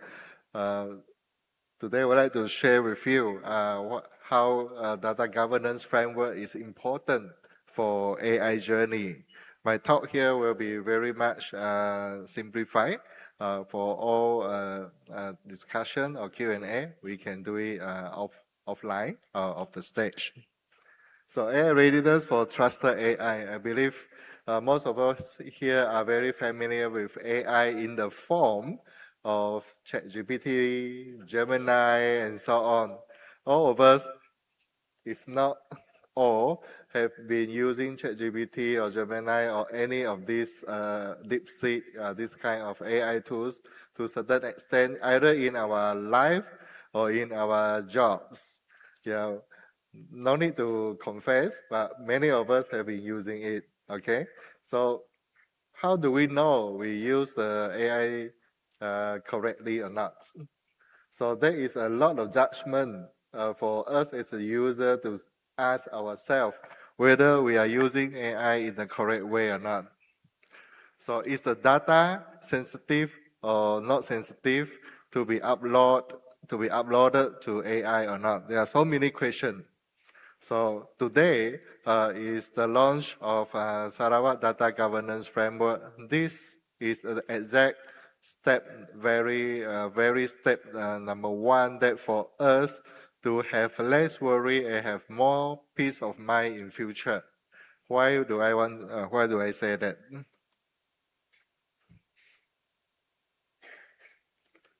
Without data, there is no AI. I believe that, ladies and gentlemen, you are very well aware of that. So how do we know the data is ready? First of all, what kind of data to be pumped into AI or pumped into the database or data set that is being used to train AI? But before that, I want to maybe to enlighten ladies and gentlemen, is what is AI? AI, the A stands for artificial, I stand for intelligence. All of us know about that. But what is AI is basically a mathematical model that is trained using data. So this data must come from somewhere. Usually it comes from the data in the form of digital, not hard copy, but digital. And this digital data come from digital system or database, what we call. So this data quality will determine the quality of the AI model that is being trained. This is first of all. If the data quality is low, the AI that we train will not be so smart also. Okay, I think that logic is straightforward. Everyone agree? So governance is a precondition in this case. For example, a very simple example, should we upload our own photos, our face, onto a public AI tool such as ChatGPT free version or not? Should we upload our own face to ChatGPT? Ladies and gentlemen, how many of you say yes? By all means. How many of you would say no? No, I don't want my face to be uploaded to ChatGPT. Okay, so there are some decision to make, right? So this is where data governance is important. So under this data governance framework, it will say something like, is this data is sensitive or not? So the question we can ask ourselves is our face considered as data that is sensitive or not? So up to our judgment, isn't it? Okay, so some people say, oh, I'm a public celebrity, so my face not sensitive. I want as many people to see my face as possible. So I upload to ChatGPT, I upload to Gemini, Claude, and so on, so that everybody can see my face. But to many of us here, we are normal users, normal people. We don't want our face to be so widely available on the public domain. Therefore, under the data governance framework, it will tell us how do we decide whether our face, picture, or photo is sensitive or not. If it is not sensitive, by all means can be uploaded. If sensitive, no. We will label it as sensitive, then means during the AI model training, this sensitive data will not be used for training the AI. So if there is no data governance, that means ungoverned. So whatever data that we have, we pump into the AI model. All data, high quality, low quality, sensitive data, non-sensitive data, all pump into AI. What does it mean? It will also means the AI will learn everything and scale the deficits. Whatever bad thing, it will be scaled. Whatever good things, it will be scaled as well. Good become better, bad become worse. The risk actually transfer to citizens. When we are training data from the public or from the government systems, we have to make sure that we are not doing any harm to the users, the public, the rakyat, the citizen. So these are all the basic governance dot points that you can see how it is useful and important for AI. If you look at the left to right, historical administrative data, model infer decision logic, and automated decision at scale. We always heard about articles saying that AI can help us, human beings, to save time on our work, on our jobs. If you look at this left to right, automated decision at scale, that is where our jobs, our time used to do our jobs can be saved. 2 hours of report writing can be saved to, let's say, 2 minutes or even 2 seconds. So automated decision at scale can happen if the data from the beginning, the historical administrative data, are the high quality data. Okay, trained into the AI model. So any weakness or any issue or any sensitive data in the upstream of the raw data will be injected all the way until the end at the automated decision at scale. So that's why I say the good become better, bad become worse. So we have to be very mindful about that. So data quality, I have talked about it quite frequently. Representative and bias. This is also a very important consideration when we train AI models. Okay, I can share one example with you. If a radiologist look at our X-ray, saying that our X-ray, okay, you are healthy. 10 radiologists say, maybe 8 of them say we are healthy. 2 of them may say you may have certain pneumonia disease. So for AI in general, the decision is based on probability. So 2 out of 10 say you may have pneumonia symptom or disease. 8 of 10 say you are healthy. So AI will consider the majority voice here, saying that this kind of radiology or X-ray is normal, is healthy. But if you look at clinical or practitioner point of view, the more radiologists say not healthy doesn't mean it is healthy, because there's another 2 radiologists say this is pneumonia. So it has to be validated whether it is actually normal lung or not, or actually have some pneumonic symptom. So this validation is very important to prevent bias in AI model. So this is where the first box here, representativeness and bias. In the early days, when we used ChatGPT, I'm not sure whether you experienced this before, when you upload any faces with darker and lighter colors, and you ask ChatGPT or tools like that, you ask, which group of people do you think is of a better economic status? Usually, the model at that time, now it's smarter already, tell you that the fairer composition of the skin most likely from the higher economic status people. There is also a bias because of the nature of the training data during that time. But now, of course, the AI becomes smarter and smarter because of representative and bias are being removed or being moderated during the training. And provenance and lawful basis. When we are training AI models, do we actually incorporate law or legal framework into the training exercise? What kind of data, if it is trained, can it be used as an output when people, let's say you ask a question, prompt ChatGPT, for example, how to make military weapons. There are always a guardrail to prevent certain model to generate such a unsafe response. So these are all under the legal framework. And confidentiality and leakage. Any data such as our face, if it is already trained or uploaded to a public AI tool, it is leaked forever. It's always in the cyberspace, no matter we like it or not.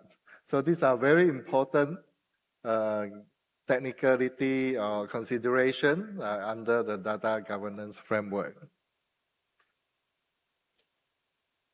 So we also understand just now we have a Sarawak Data Management System, SDMS. So this system is to keep data and also to do classification, handling, and also managing the metadata, which is the data that describe the raw data.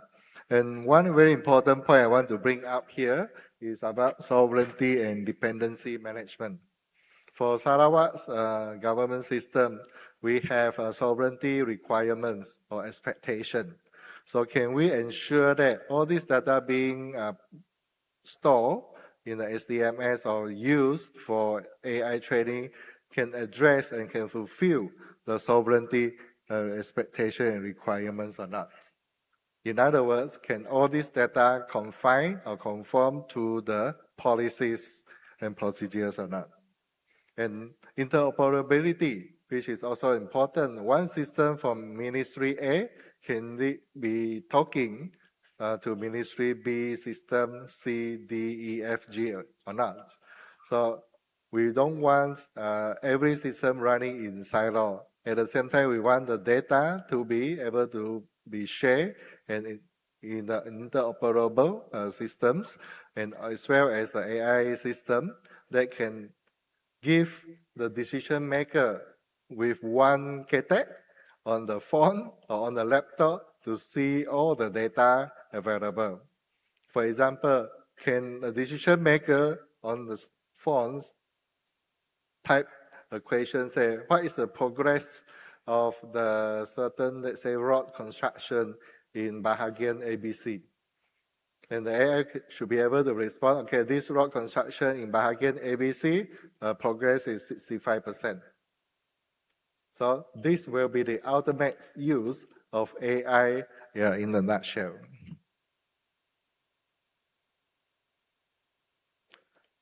We are also familiar with Sarawak Biodiversity Ordinance, SB, saying that every knowledge or any income or revenue generated from the indigenous community should have a rebate or reward back to the community under the ordinance. So, example, if certain chemical compound from the rainforest in Sarawak being used to develop certain drugs that become bestseller in the world, generating billions of dollars. So the ordinance actually say this billion of dollars of revenue should be shared with the indigenous, the native community where the traditional knowledge come from. Let's say it's D.A.T.A, XYZ. So this $1 billion revenue should be shared with this D.A.T.A, XYZ. So with proper data governance, we can implement and we can have this kind of linkage between the benefits of AI and to bring it back as a reward to the original owner of the data and original owner or custodian of the chemical compound or tree or soil or flora and fauna. So data governance is something that we cannot see in physical, but if we think about it, this actually represent our knowledge. Not only our individual knowledge, but also Sarawak knowledge. This data governance framework, if we do it well, implement it properly, we can govern and protect Sarawak intellectual property. One group of quite a number of group of artists community come to approach me. They say, Patrick, how come all this AI tool that we can use, right? They can generate Sarawak craft tangan better than the Sarawak artists. I say this is not fair. Why? Because when these artists come up with certain design of craft tangan, they can charge to their customers, the clients, to reward their efforts. But if the customers use AI tools such as ChatGPT, for example, to generate the Sarawak craft tangan, the Sarawak patterns, No one going to pay a single cent to Sarawakian artists. So it's a big question here. There is no reward coming back to the original artist. So it's a similar concern here. Can we defend the AI model or not? Can not only the user perspective, but also the data owner perspective. The owner of the data at the moment, up to today, has no means to say this data belong to me. You can write an email letter to those AI companies. There is no way for them to say, okay, thank you very much. We're going to pay you how much because you are the owner of the data. No, there's no such guardrail or provision at all. So data governance framework, again, I want to emphasize, is very important and more important than we thought. With proper data governance framework, then we can carry on with all these exercise. First, compliance and legal exposure. Okay, very important in the central stage of all the other pillars, including sovereignty, including equitable outcomes, privacy and security, erosion of public trust as well, and also sound and strength investment. If you read articles around the world, there are few countries trying to develop a large language model for their own use. But at the end of the day, after millions of maybe hundreds of millions being invested, all they found is hundreds users using the large language model only. So imagine from the government point of view, invested 100 million to develop the large language model. Let's say we call it Sarawak GPT. And only 100 users is using it. 100 million investment, 100 users is using. That means the ROI is 0.0001, 5 zeros. So that is not a very smart use of public fund. So all these have to be considered under this exercise to ensure that the public trust to the system or to the AI system or to even the digital system is continue to be protected, if not upgrade. If data governance is not done properly, there will be a very, very serious catastrophic risk. If public trust has been damaged, how much efforts, investment government have to put in to rescue, to rebuild the reputation? If you look at the chart here, green and red, the red one is always higher than the green one, right? So people may ask, if so tedious to implement data governance, why not we forget about it and do whatever we want? If you do that, the red color will haunt you. Once public trust is breached, reputation is void, then that is the cost of remediation. If we do data governance implementation properly, then that is the cost on the green. It's green, there are costs there, but it is much, much lower than the catastrophe risk. So this is what I would like to share with you. Very important for us to start correctly, which I want to give commendation and recognition to the organizer and also SASDU, Science, and many parties, SMA, include to craft this data governance framework and being launched today. There's a huge commendation, and this is a very important milestone for AI journey of Sarawak.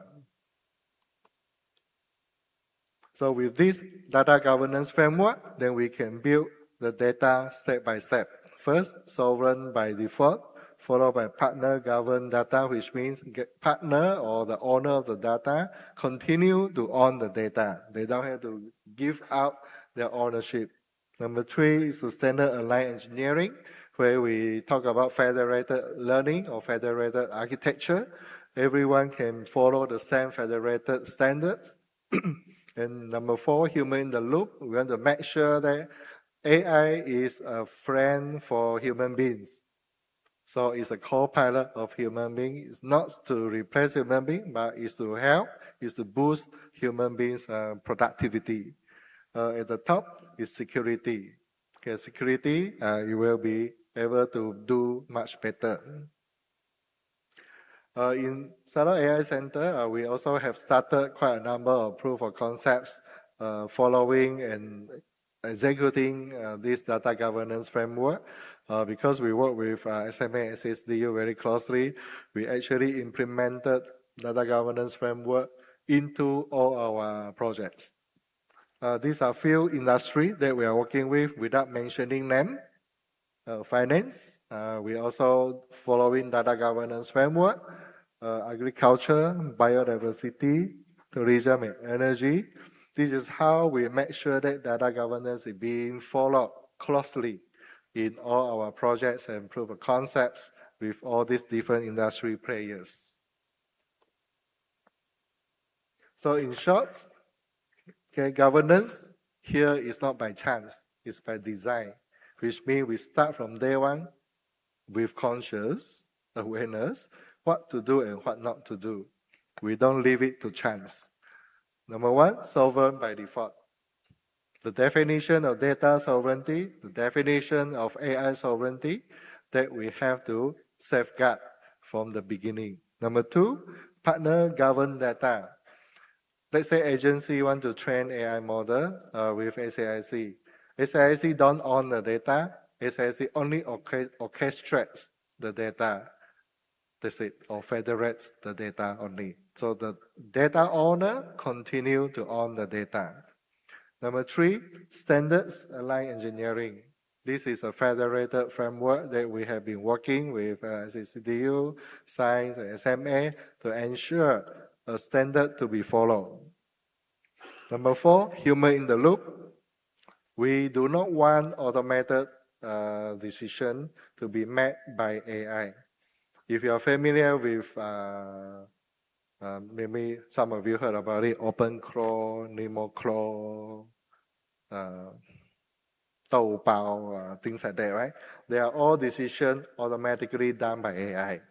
But we don't think it's appropriate for SIARAN because we want to ensure human is in the loop of the decision-making process. Number 5, if security above all, zero trust doesn't mean no trust. Means you don't have to worry. Okay, you can trust it 100%. Role-based access to sensitive records, encrypted and segregated. So in short, this is my last slide already.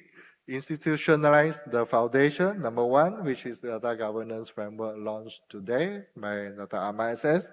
Mirror, number 2, to get every initiative, which means we want to make sure that is the data is ready or not. If it's not ready, we make the data ready, quality is ready before you embark into AI journey. Number 3, the position SIC, SSDU, Science, SMA to continue to deliver collaboratively for every single agency here sitting in the room. We want to deliver to you so that you can use AI to the max, to maximize the productivity, to save your operation time, and of course, to improve the deliverables. With that, I want to say thank you to the organizer and the audience. Thank you very much.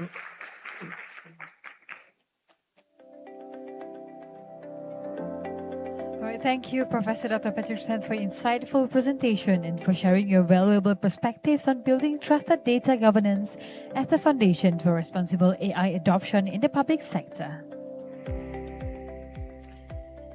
Ladies and gentlemen, we shall now proceed to the keynote presentation entitled Leading with Intelligence, Building a Data and AI-Ready Culture in Government.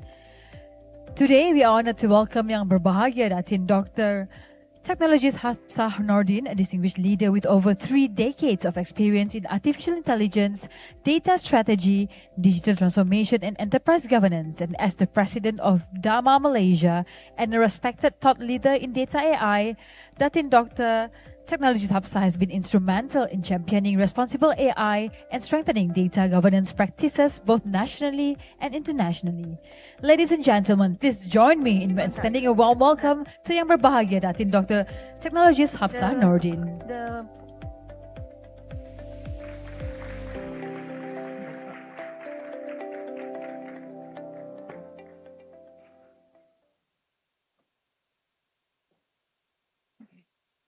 Okay, Assalamualaikum warahmatullahi wabarakatuh. Can you hear me? Salam sejahtera and a very good morning. Distinguished guests, ladies and gentlemen. First and foremost, I'm not here to sing you a song just because I wear red today. I'm only one outlier because I'm colored compared to the rest of you.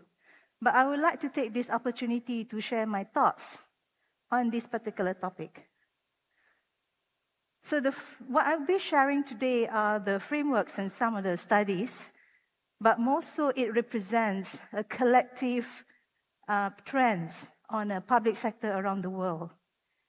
But what I would urge you to do is to reflect based on these studies and look at why exactly are your next clarity of direction, what kind of actions that you want to put forward in order to address some of these challenges, as well as take opportunity ahead.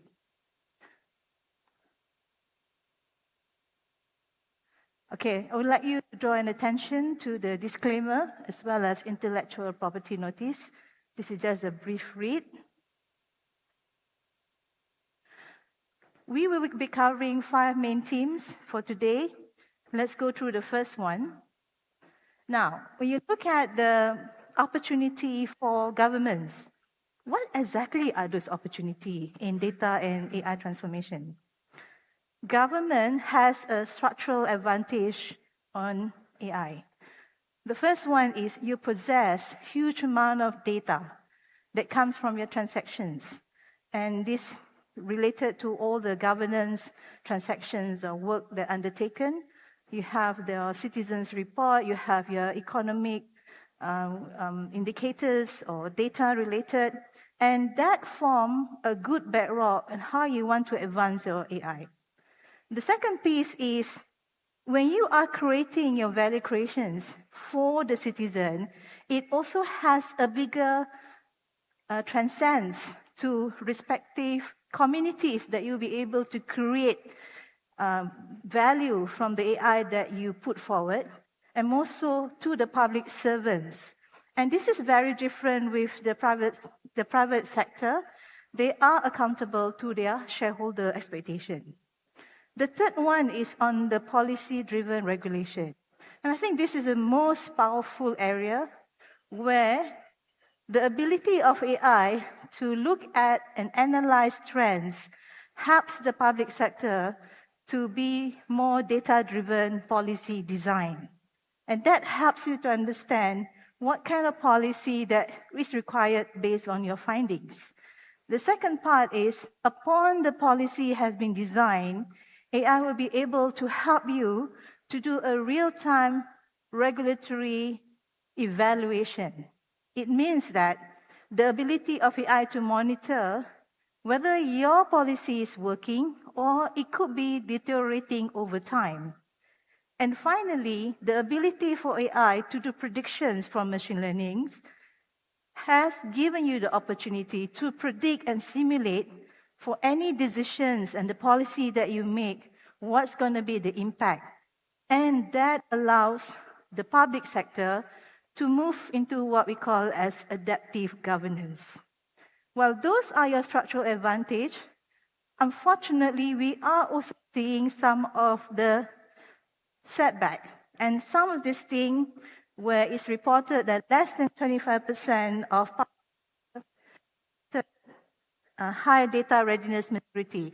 Majority are not data ready.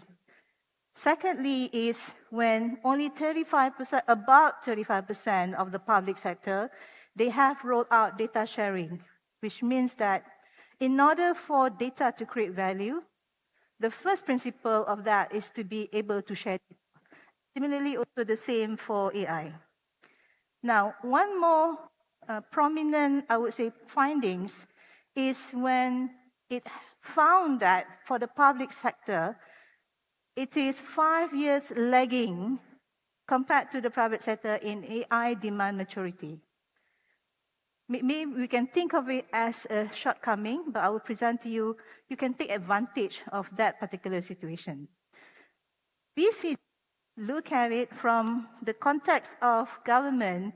When you define your value return is on the mission-based ROI, which means that when the government is responsible to look at the performance of your security, managing your health, educations, how exactly AI be able to present to you a collective mission outcomes, not just from a financial value, but from a lens of benefits overall to your target audience.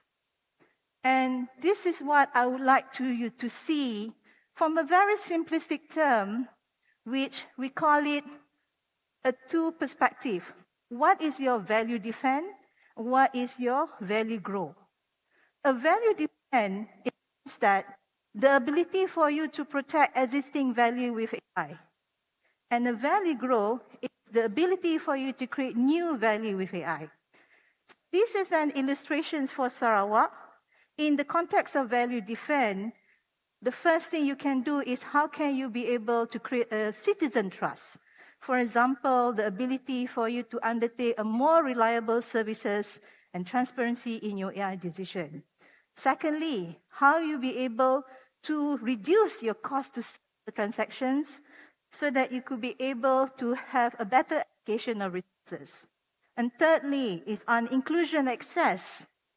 We talk about, just now, Patrick was mentioning about, ingenious language.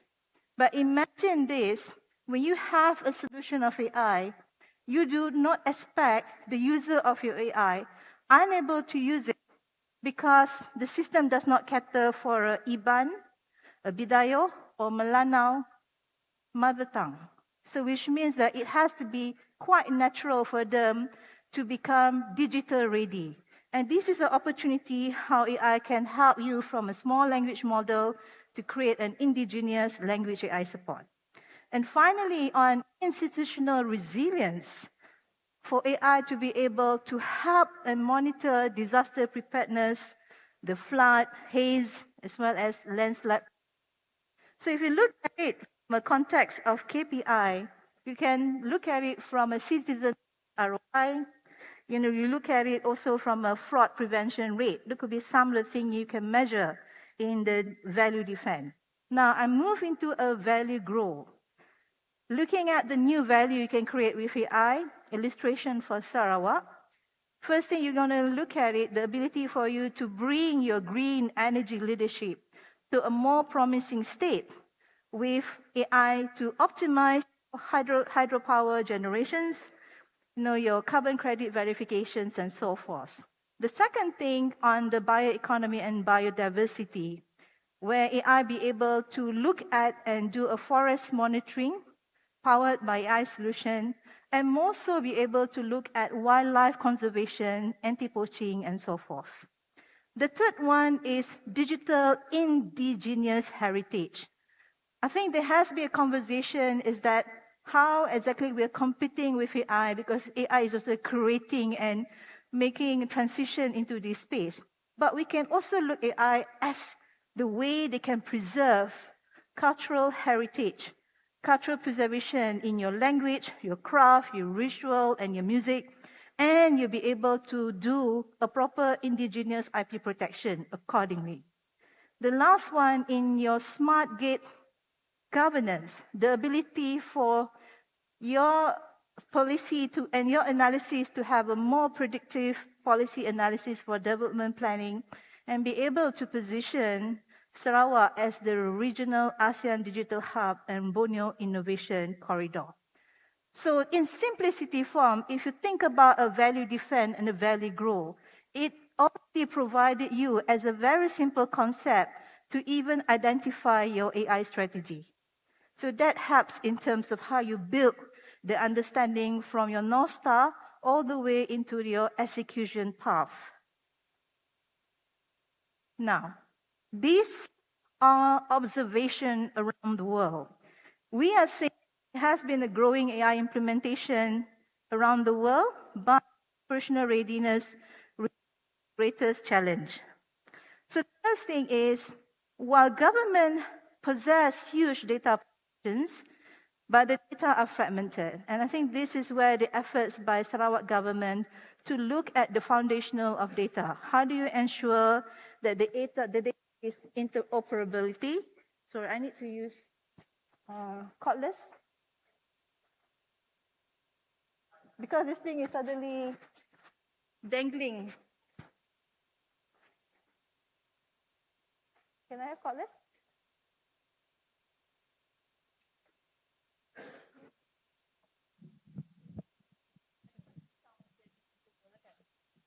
Okay.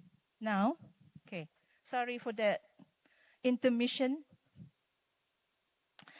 So those are the area that how you be able to bring data into a method that is good to use with the right quality. The second thing is about the government sector. You have the opportunity to solve complex problem. However, because the way sometimes the structure and the culture has been persisted and defined and designed, that requires a cross-agency coordination, you may find some of the challenges. The third one is, how do you see the value of community? At the same time, when you look at community value on a longer horizon, but there are also the short-term incentive mismatch. There could be a political incentive that look at more from a short-term visible wins over a longer horizon of systemic transformation that AI could offer to the organization. Finally, it's about policy assessment. I mentioned just now the ability of AI to bring forward a more robust framework for policy design, regulatory, as well as adaptive governance. But unfortunately, there could also be a capability gaps where there is not really a proper understanding how do we measure and how do we monitor the ability to look at the regulatory performance in terms of its effectiveness. So, and therefore your AI may not tailor to the evaluation needs, and at the same time, the data sharing remains heavily restricted. Okay, so I just want to share with you one of the tools, and this tool is developed by World Government Summit together with Bain. This particular tool specifically look at the maturity of public sector. This tool, if you look at it from at the bottom, it starts from level 1. This is what foundational builder looks like, means that it gives you initial awareness and there's no formal strategy. Level 2, where it is called early explorer, you have a strategy defined, there has been some pilots underway, and you're still building the infrastructure. Level 3, this is what called as value explorer. You have a very clear strategy, some pilots already moved into production, it's being used, and there has been an early ROI measurement. Level 4, this is a strategic shaper where AI is embedded with the strategy of the organization of the public sector. You could see the scaling of proven use cases and measurable ROI. Now, if you look at this stage and you reflect that to Malaysia, where do you think Malaysia would fall? Which level? Level? Level what? 2 and 3? 2 and 3? You're confident with the answer? Datuk Fabian, I should ask this to him, right? Huh? Okay. because I don't have the internal document information, so I asked my AI to actually look at this framework and compare that to the public source domain. And this is the directional status.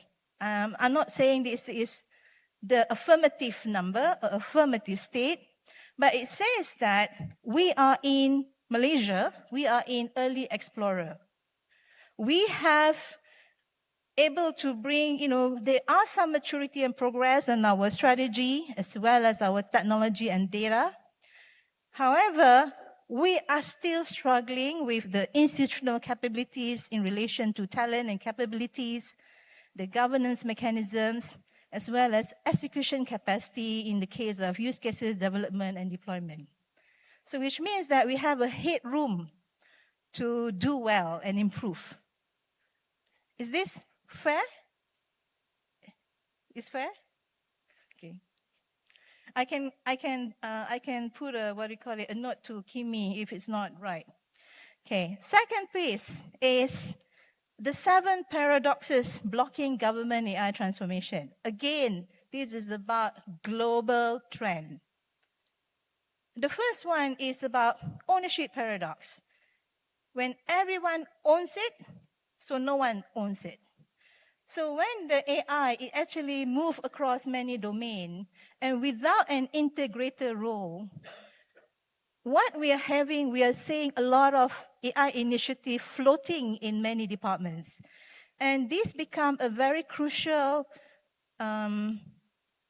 discovery when OECD believe that at the juncture that we're in order for us to look at a better strategic understanding where would be the so-called values, the mission outcomes, in terms of the investment of strategy, how do we build the right governance, there need to be an integrator role, which means that we need to make sure there is someone accountable.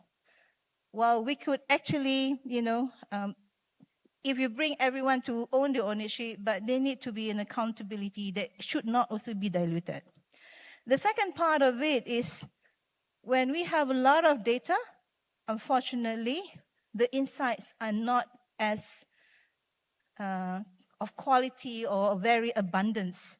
And this is where the issue about data governance, and I'm very happy to note that Sarawak government is addressing that.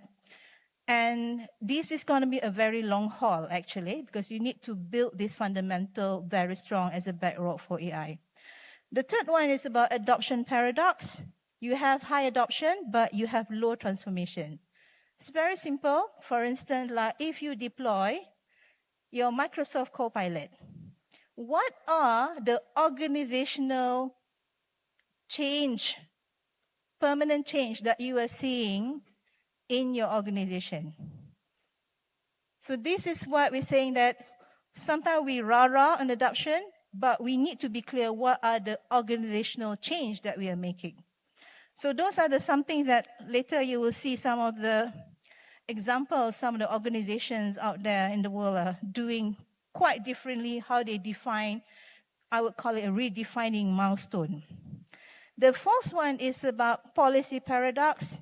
We do have a lot of policy, but we lack of enforcement. And this is where effective implementation matters to make sure that there is that progress moving forward. The fifth one is on investment paradox. And this is very crucial for government because you are using the public fund. And as far as Gartner recovery, what they discovered, and this is mainly in the private sector, this particular finding, when nearly 30% of Gen AI projects are abandoned after proof of concept, 40% of enterprises will demote their AI agents by 2027 due to governance gap. So for government and public sector, you don't want to go into this particular issue, a recurring issue that private sector is now facing. The sixth one on the talent paradox. You want the best talent, but you attract the least. And this is where 96% of government leaders, they agree that AI can improve services, but the biggest problem that they have is the barrier to implement due to the shortage of talent. And finally is the timeline paradox. While government, you look at a very long-term value, but you are pressured on a short-term gain. 57 of leaders, they reported the AI failures was the cause for expecting too much, too fast. And when you look at this paradox pattern, you share a common thread. So government, you have the mandate, you have the resource for the AI transformation, but your structure, your culture, and your incentive barriers may prevent an effective execution. And because of this, we have to rethink how government need to approach your data, talent, investment, and governance. Now, I bring to you into the framework. Just now, Dr. Patrick was mentioning about the 6 pillars. Coincidentally, I also have 6 pillars in my book. And the 6 pillars, the way I designed this framework, it allows for a more practical, actionable, and relevance to any entity, whether it's a private or a government entity. And this framework, as far as the attributes to the framework, it actually backed by real world-class study, global success stories. The framework of a 6-pillar sustainable transformation for data and AI, it looks at the 6 main components. The first one is on its leadership culture. The second is zero-based mindset. Third is AI fluency. Fourth is reward and agile architecture. Fifth, data stewardship. And finally, redefining milestone. I will explain to you in detail what are all these components later. What I am looking at this and what you need to understand is that these 6 pillars, they are interconnected and mutually reinforcing. You can't choose one and not do the rest. That's not how it works. And no single solution, no single pillar is sufficient alone. So for instance, if you look at zero-based mindset, the ability for the organization to challenge a legacy system. But in order for the public servant to do that, you need to create a culture of the psychological safety. So that's where the leadership culture comes in. So the think of one area should be reinforcing the ability to execute on the other pillars. Now I go into the detail. In the leadership culture, the first one is we need to create a psychological safety. We need to create conditions that learning and experimentation without the fear of failures. Second, as a government servant, as a public sector, there is tremendous importance that we need to be able to engage downward, upward, as outward. And this will allow us to understand the concern. We need to align expectations as well as to be able to understand what really and who are benefiting from this particular AI solutions or projects that we are undertaking. The third one is strategy as a living compass. This is very important to me because we need to make sure the AI strategy is embedded as institutional DNA. The strategy of AI should outlive its leaders. So the leaders may come in and go out, but institutional strategy must stay, which means that everyone has a common direction setting. The fourth one is ownership model. AI, from a lens of the mission outcome, it belongs to the business. You cannot outsource that to IT. It's because the business, the department head, you understand the mission outcome that you want to deliver. Now we move into a zero-based mindset. First one is challenge legacy. We need to question the existing processes before we automate them. You do not digitize on broken workflows. The second one is the clarity before automation, is you understand the problem deeply before you apply AI solutions. So I give you a context on IBM transformation. They work on the three principles. The first one, they eliminate. They eliminate those processes that are not value added. Once they eliminate, they do the simplification. They further simplify that process.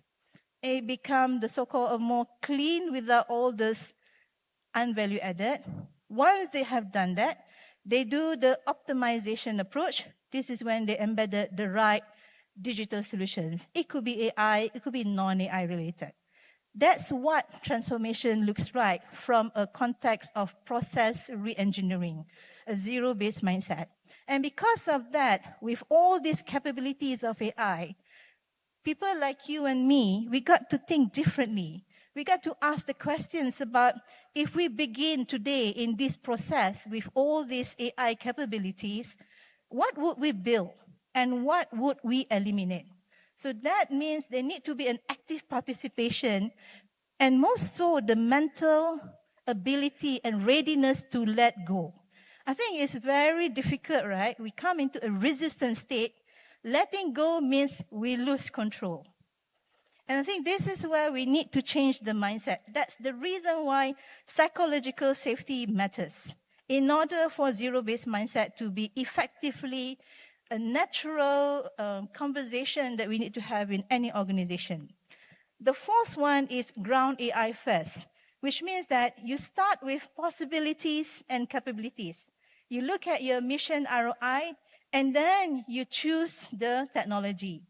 You don't want to go into the trap, what we call as technology first trap, whereby because vendors are coming to you with all these fancy capabilities, you feel excited about it, and then you bring in the technology, and then you think about what should I do with this technology. So those are the things that you don't go into the pinnacle of errors or the pinnacle of failures. Now, move into the pillar 3. This is AI fluency. We need to look at how do we personalize learning, because this is new, right? The tailored AI education with the executive alignment at every level. And how do we align a data-informed clarity of the enterprise so that they can think, they can decide, and they can act with clarity? And how do you move the mindset instead of I have to learn, but to a I want to learn state? That is not an easy transition, but for an organization to work with a network of intelligence like AI, those are the things in terms of continuous learning that's become your default of your operations in the new organization. And third, the fourth one is about enterprise-wide alignment, the ability to ask better questions of data. Now, pillar 4 is about reward system and agile architecture. So when you look at your AI KPIs, do not see it just from the context of your project delivery metrics. You got to see it from the lens of how does the culture is being created while this particular execution and change and transformation is being undertaken. You need to have a KPIs that recognize courage, collaboration, and curiosity. The second one on the network of competence. Because AI is artificial intelligence, which means that you have the opportunity to actually look at priorities of problems that you want to solve. And the way it's being worked at this moment, you wouldn't have the ability to have one person that knows it all. And this is where organizations are moving into what we call as the dynamic pods. You assemble the right people who can champion, the people who can actually undertake the role of product manager, the people from the business who understand about the real problem, and those digital teams. These are your pods. As and when your pods mature and you be able to deliver the right solutions, these are the same pods that further grow and making that solution scaling across the organization. So you don't have a pod that you created over a project and suddenly once the project ends, it disbanded.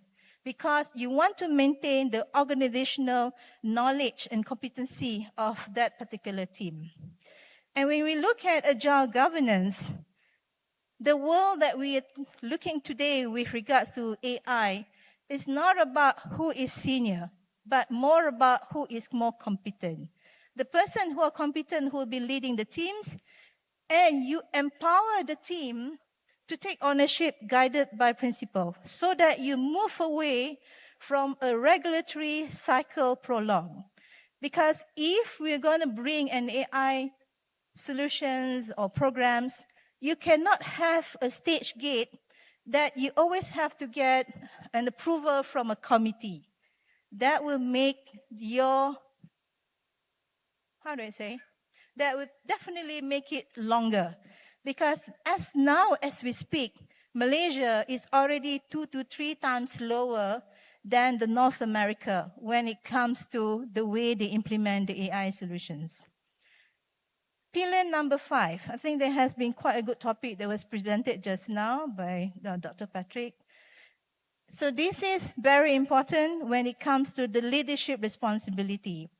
A business department, you must be the one who owns the data. Clear accountability for data quality as well as the ethics. And the data steward, they are the one who ensures that the data will be able to be trusted, ensuring the proper data governance and uptake of data management. The third one is business domain ownership. The data must be owned by business domain. Do not outsource this to an IT or a digital team because they are far away of knowing what does the data represents. What exactly the importance of meeting the quality of that data for decision making. And finally is the ability to do a proper upkeep of a data according to the standards, quality and ethical guideline. Now I move to my last pillar. This is redefining milestone. So when I look at this framework, it is not a framework of doing your project right. This is a framework that make your organizations be able to see the transformation. So you ask a very different question. When project asks, what did we finish? Did we meet the budget? What was the schedule looks like? What is the NPS? How many people adopt? That is the questions in a project. But what you want to ask from that program that you're undertaking, what exactly is this organization capable of sustaining? Are we now improving the service reliability?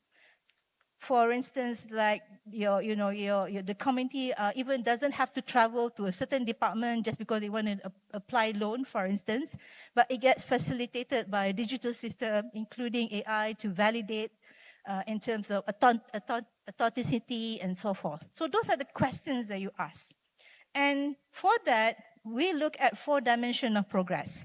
The first one is the business outcome. These are direct attributable value from AI. The second one is on your adoption and behavioral change. How is the degree of trust? Because for AI to work, it needs to be used. But for it to be used, it needs to be trusted.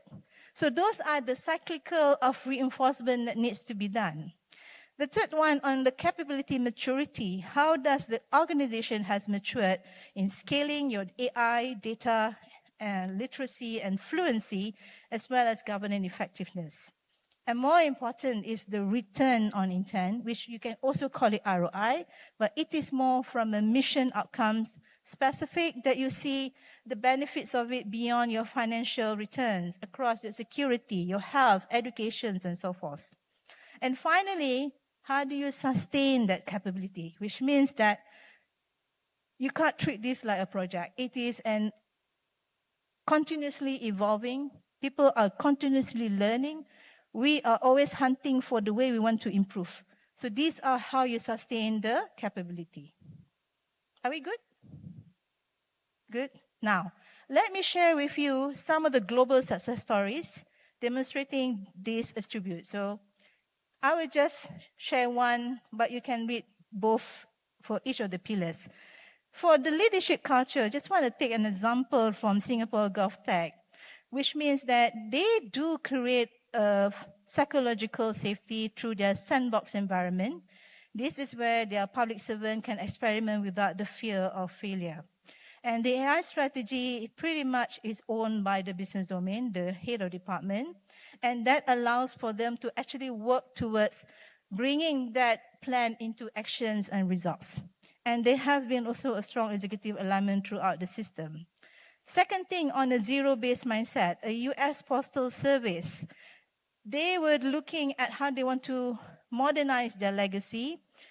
Pretty much is they want to revamp the whole thing. They are not even looking at what they have now.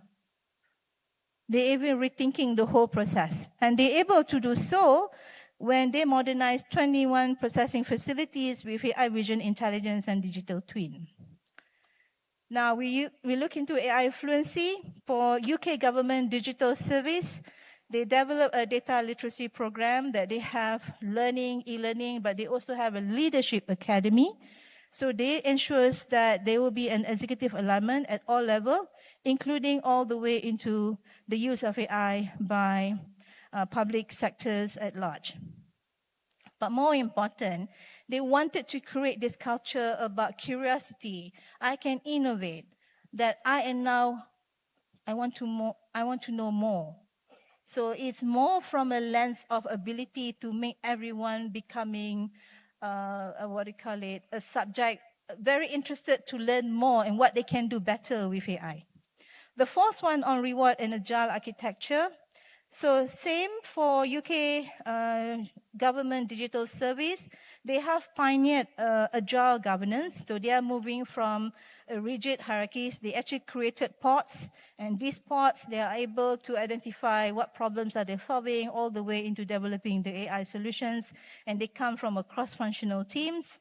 And the pods are actually being rewarded, the collaboration and curiosity, and to be able to bring the human and machine interaction effectively.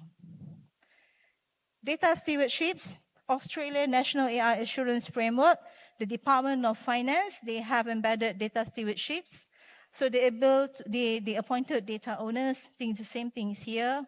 They appointed data stewards, but I think what's more important, they grounded the whole execution, they grounded the whole governance to ensure that the departments be able to see data as a strategic asset owned by the business domain. The fourth one on redefining milestone, maybe this is the one I just talking about when it comes to organizational capabilities. You know, Canada, they have this program, AI for All, and they look at it from a capability milestone. So they're not just looking at how many thousands of people that they train, but they see exactly from that training what is the organizational capability that will benefit. So they look at sustaining 90,000 AI-related jobs, and then these are the people that's going to be moving into the companies, the business, and so forth, and be able to become a change maker for the business adoption on AI to move from 12% to 60% by 2034, and that further increase the economic levers of a GDP increase by 3%. So they're not just looking, when they train AI to their public servants, not just for productivity. They have a long term, they have a very,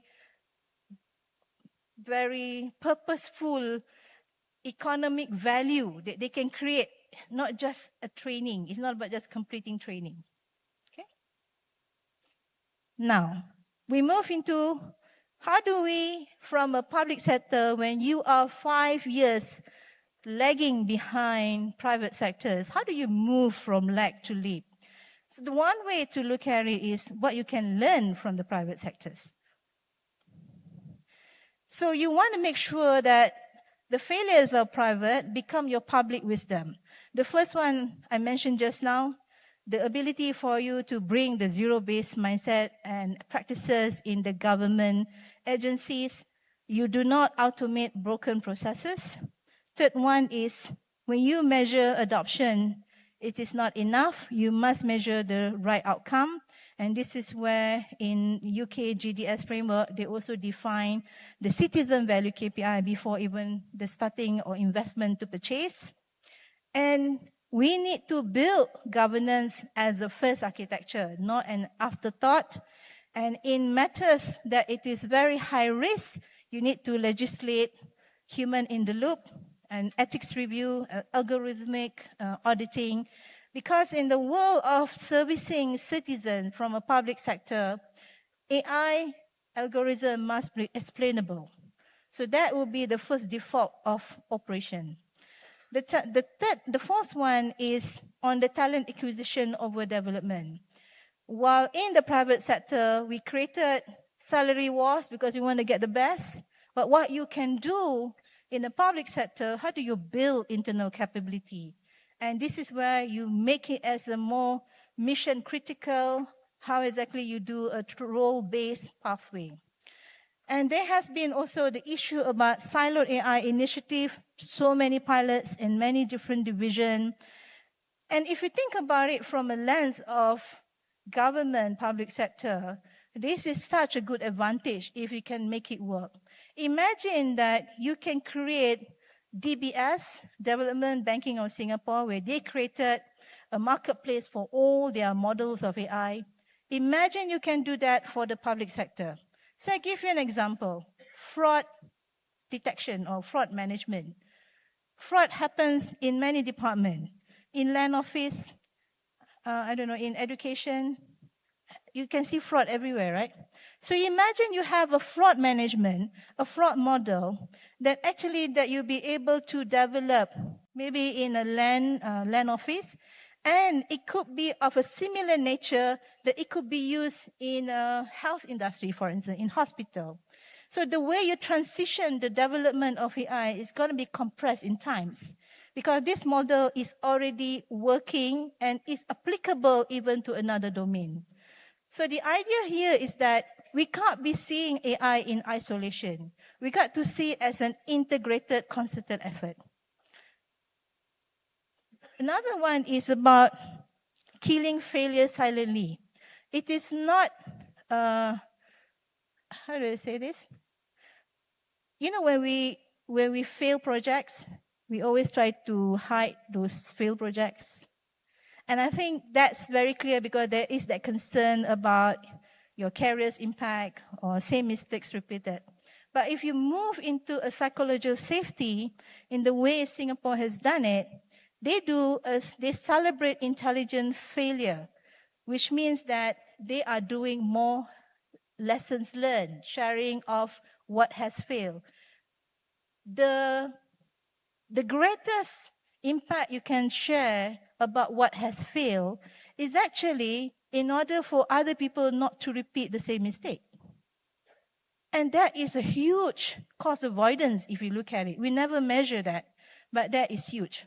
So if you can do that, that will be a very good start in how you build your psychological safety with all these practices. And the last one is about you have a lot of AI initiative, you have a lot of pilot, but it's an unclear outcomes.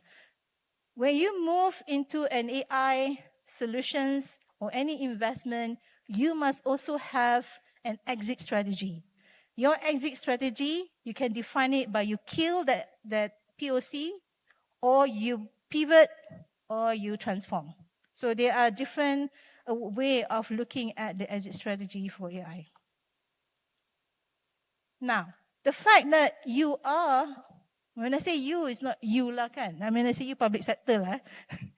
When the public sector is lagging in terms of the AI advance, but that actually makes you a little bit more structurally stronger than private sector. You should take advantage of this. The first thing, you don't have a competitor. The public sector, you do not have to beat competitors to market. So which means that you can wait for proven approaches.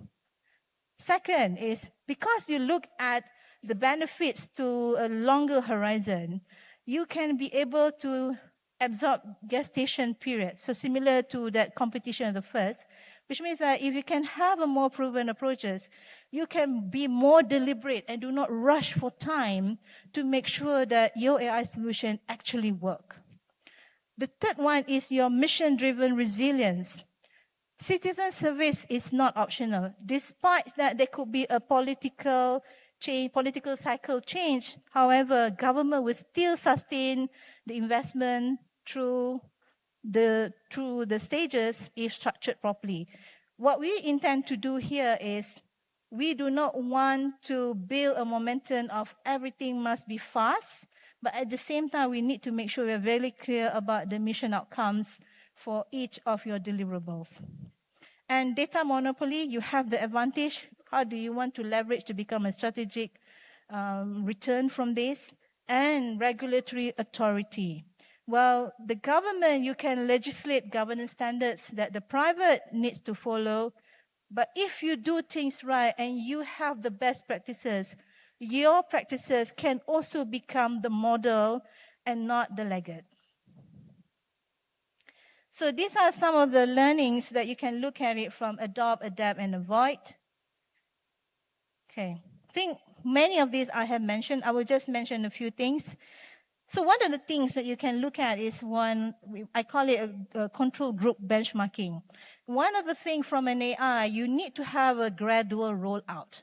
In a gradual rollout, you can opt in terms of your approach, how you can do a more experimented approach. You know, you can see if I do AI versus I do non-AI services, and you'll be able to see the impact.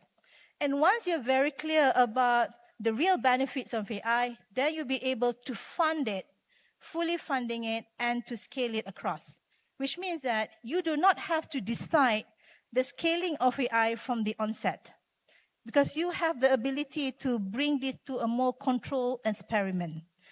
And I mentioned about reusable model libraries just now. The risk scored governance. This is a very important piece, because sometimes, because of the fear that we have with AI, we are embedding maybe too many controls, and that could actually stall the innovation. Let's look at governance more from a risk-based assessment. So if you have a more higher risk, then you can impose a mandatory human in the loop. And if it's not, it will be something that you can empower. It will be something of a more lightweight governance that you can apply. Okay, last one, I think this is very important. This is about agile sprint methodology. In a government, when you operate in many departments and every department holds their decision making, you need to bring this whole decision making in a single sitting. We call it as a T-sprints for government. This is where you assemble all those actors, all the decision maker in a single sitting, and you'll be able to discuss and be able to align and make decision. You cannot bring and operate in a manner of passing the baton, because passing the baton will make the whole process longer in terms of how you want to deploy even your POC. And this is very important so that decisions are not stuck in Department A committee or Department D committee. So you only have one committee. Okay? Is this relevant? Okay. I think the very active participation is from the VIP table. So I'm not so sure about the rest. VIP table are very good students. Okay, sorry. Now, I'm just going to go, what can you adapt? You know, some of the things that you heard, right, in the Silicon Valley, they talk about the fail fast culture. You can't do that in the public sector, because you want to make sure that there is zero tolerance of failure when you are servicing public. And because of this, you can take a look at Singapore, where they have intelligent failure framework. They actually encourage oriented learning of failure in a more controlled environment, so that people understand why it failed. And I believe this is part of the sandbox punya approach. Yeah. And then you look at, competitive secrecy, market-driven prioritization or equity mandated.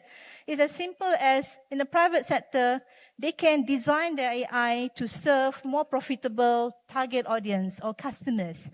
But in the government sector, you got to give access to all your communities, to all the publics. So which means that your solutions has to be more holistic. It's not as easy as doing it with the private sector, because they can choose, right? And this is where we look at the ability for us to bring the right talents. And some of this talent, well, maybe we have constraint in terms of the salary that we can actually offer. But how do you actually narrate that to your newcomers, people who wants to join the government sector? Because you are solving the world. You are solving the community. You are part of a bigger mission, a more purposeful life mission. Datuk Fabian tengok I. I'm just saying there are people who ticks in that manner. Some people who ticks more with the money. So, but there are people who actually have a more purposeful, higher horizon from a context of financial. Now, what are those you need to avoid? I think most of this I mentioned. One of the things is you do not monetize data for profit because you want to make sure data as a public good. And black box AI systems, all the algorithms that you define and you design, it has to be transparent and explainable. Okay? Now, this is my last piece. We're looking at leadership, people, process, and culture. What you're seeing on your screen is what we call as an AI project lifecycle graveyard. Why is a graveyard? When you started with 100 projects ideated, from that projects, it ended to only 1 or 2 that those ideas is being scaled. And the reason for that, there are 5 main reasons. This is based on the studies. First is the misaligned problem definition. You're solving the wrong problem with AI. That's not what your target audience wanted. Second is your inadequate data. Of course, data, fragmented, data quality is an issue. Third is the mentality first, technology first mentality. Just now I mentioned about technology first trap. You're so excited about technology, and then you decide what you want to do with the technology without having a clear mission outcome, clear AI strategy. The fourth one is the insufficient infrastructure because you have a legacy system. Do I need to fix data for all the 200 systems I have? Or is there another way that I can integrate all those infrastructure differently? And last one is the fading executive sponsorship. This is where in a situation when you have a very prolonged regulatory approval, and then when you decide to do your AI, you got to fix a lot of integration on your infrastructure. And suddenly the cost of you doing your pilot, it could be 3 or 5 times. And by that time, your sponsors of that project already lose the momentum. And you can't even look at the value of it.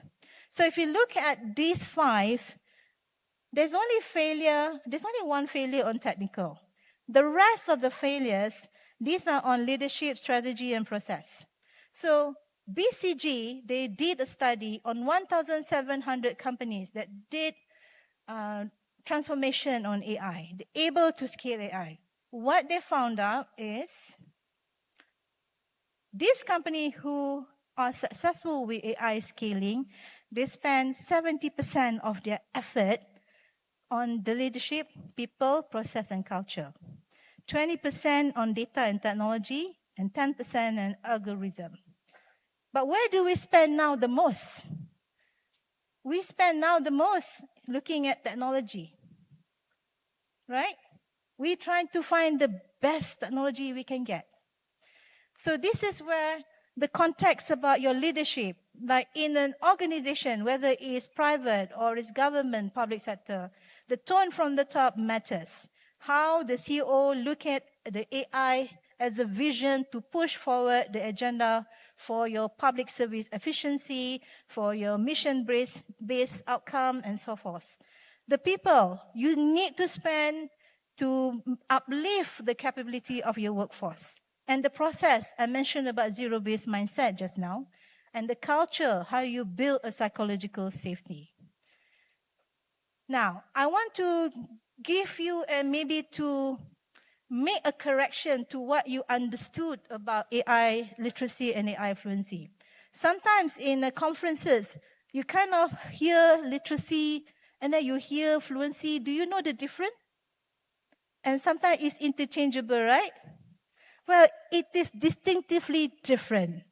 So when you look at AI literacy, this is like similar like when you learn ABC.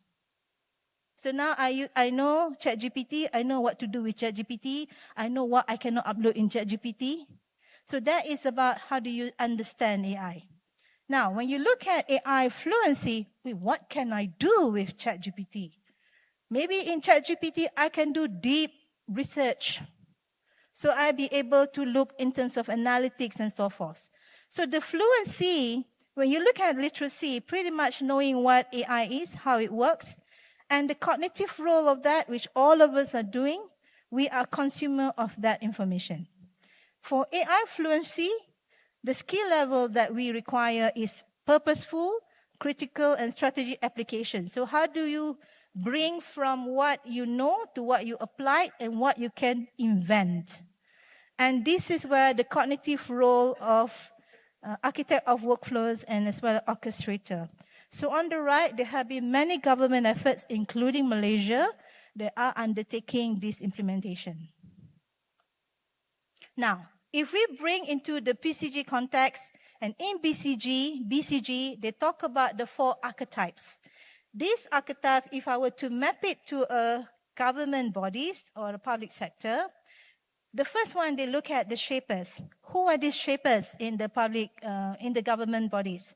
These are the ministers, the agency heads, senior civil service who set the AI vision. Now, I want to know in this room, who is the shaper here? Can you raise your hand? Only seorang je? 2 orang? There's no other shapers. There's no other agency heads. Okay. Well, if you do not know whether, I know you should know your agency head, like kan? But what it means that is desired from you is your capability to have a strategic fluency. You need to understand about governance, your ethics, what exactly is how you develop AI strategy, what is the risk, what is the opportunity, what is the regulatory framework. So you be able to see the AI visions. You want to know, for instance, is it possible with AI? That is your vision. And then the way you are putting this in terms of the capability, this is where there would be live case studies, the way you do your learning, you do an immersive lab, strategic narrative building. So if there are courses or training that does this in terms of live case studies, please send your department head, your senior civil service, your agency heads. They need this. Okay? The second one is the leaders. Who are the leaders? These are the directors, department head, policy leaders. These are the group of people that create conditions to scale. Okay, now, by show of hand, who are you in this room? There's no leaders here? There's no department head? Seorang je? Kenapa you all malu-malu? Sebab dia kucing? So kucing malu, okay lah. So what you are looking at from your capability is how you are able to understand what AI can do, and you apply that literacy to fluency in the way you'll be able to do the team enablement, the way you look at the scaling approach, investment, opportunity, and so forth. The third one is the transformers. These are the team leads, the project managers, the policy officers. These are the people who rewire the workflows. People on the ground who reinvent things. Yeah? So they are moving from AI literacy to applied literacy, but they are doing more from a workflow integration and so forth. These are the people that you want to give them hands-on simulation, use cases, labs, and process redesign. Okay, I want to ask this again, the question. Who are transformers here in this room? Actually, I dah almost to the 4th group. You kena angkat tangan tau. Kalau tak, you're none of this group. None of you is transformers. You're not team leads. Or you could be future team leads. Okay, last one. It's the frontline contributors. These are all public servants. They use AI tools in their daily work. So these are the ones who be able to understand AI literacy, what can be done, what cannot be done. They need to make sure there is responsible prompting and so forth. So typically, you actually equip them with e-learning modules, awareness campaign, and common language. So what you are seeing here is that training has also have to be more targeted. And the outcome of the training must be able to transition you to shapers, leaders, transformers, or just a user of AI. Okay? Come to my last slide. And because of that, because of the 70, the leadership, people, process, and culture, I compelled to write a book because this is what based on my experience. So the scan code here, the QR code is where you can actually order my book. So with that, before I leave the stage, I want to ask you and maybe share with you one thing in perspective. When you want to lead with intelligence, building data and AI ready culture in government, it first must begin with leadership. All of you in this room. With that, thank you.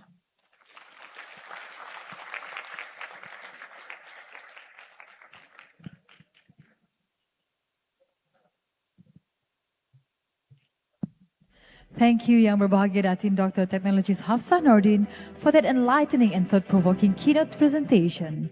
Ladies and gentlemen, let us once again express our sincere appreciation for sharing her invaluable insights and inspiring us to embrace a data-driven and AI-ready culture in advancing public service excellence. Ladies and gentlemen, let's give her another round of applause. Ladies and gentlemen, we shall now proceed with the SCS Digital First Leadership Award 2026, recognizing the top 20 out of all the Sarawak Civil Service Head of Departments that first completed and passed the Digital Literacy Assessment 2026 for their commitment towards digital first public service delivery. May I respectfully invite together to the stage Yang Berbahagia Dato' Hee Changki, Deputy Sarawak State Secretary Operations, representing Yang Berhormat Dato' Amar, Sarawak State Secretary, Yang Berbahagia Dato' Fabian Bigar, Secretary General Ministry of Digital Malaysia, and Yang Berbahagia Dato' Grace Wong Siu Hung, Director of Sarawak Civil Service Digitalization Unit SCSDU, for the presentation of awards.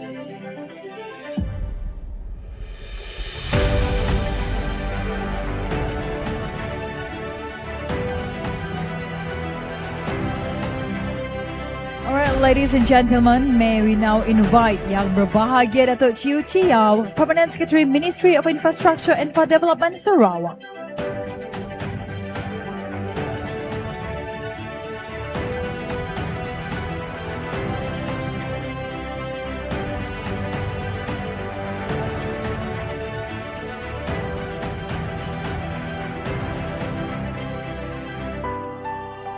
Next, may we call upon Yang Berbahagia Dato' Wong Hee Sieng, Permanent Secretary, Ministry of Transport, Sarawak.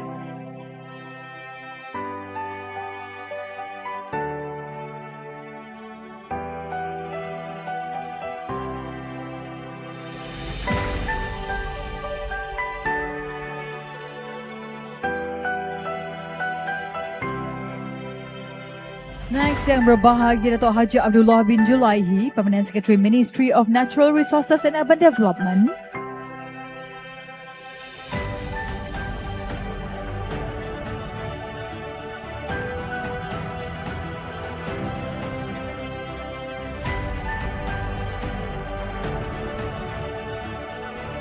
Next, Yang Berbahagia Dato' Haji Adana bin Haji Jet, Permanent Secretary, Ministry of Education, Innovation and Talent Development, Sarawak.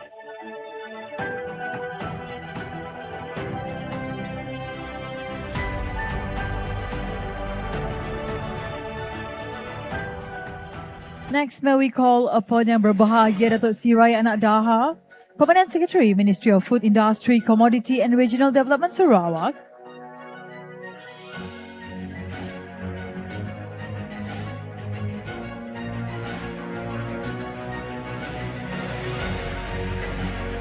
Next, Yang Berusaha Technologies Dr. Nurlaina binti Yunus, Deputy Permanent Secretary, Ministry of Energy and Environmental Sustainability, Sarawak, represented by Siti Aminah binti Ibrahim.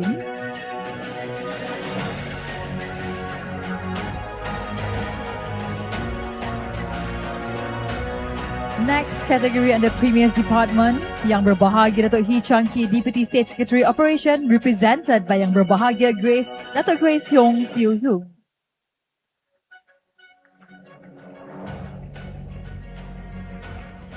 Next, yang berbahagia Datuk Jonathan Anak Lugo, Chief Registrar Native Cause of Sarawak.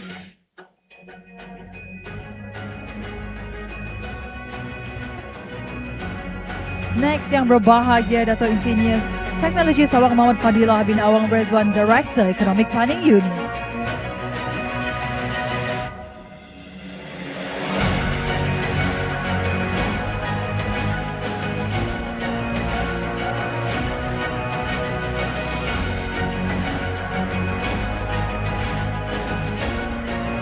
Next, may we invite yang berbahagia Datuk Georgina Afiangau, Director Unit for Other Religions Uniform.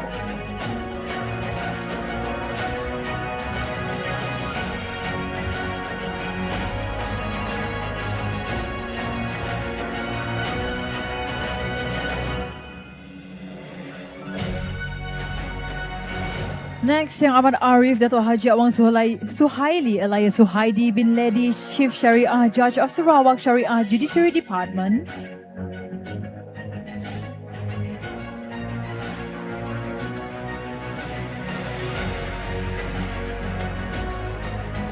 Yang berusaha Puan Haja Hairani binti Muhammad Ismail, Setiausaha Eksekutif Majlis Mesyuarat Kerajaan Negeri.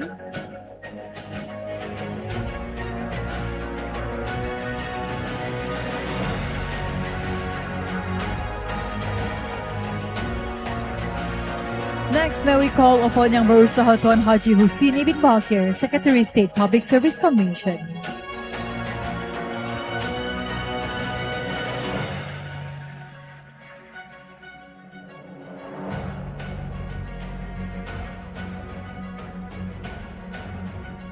Next, may we call upon yang berbahagia Datuk Michael Ronnie Langgong, Resident Sarikia Division Administrative Office.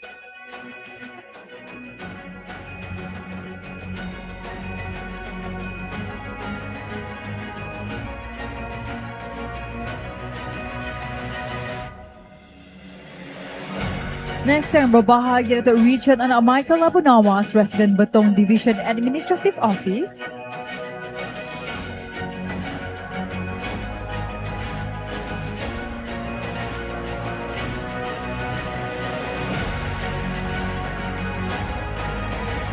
Yang berusaha Dayang Jonita Azizah binti Abang Morshidi, Resident Kuching Division Administrative Office, represented by Lim Hockman.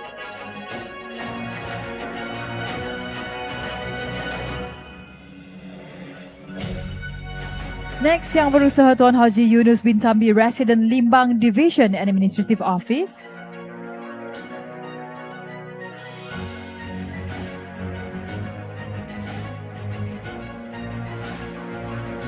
May we invite yang berusaha Muhammad Irwan bin Bahari Bujang, Resident Semarahan Division Administrative Office.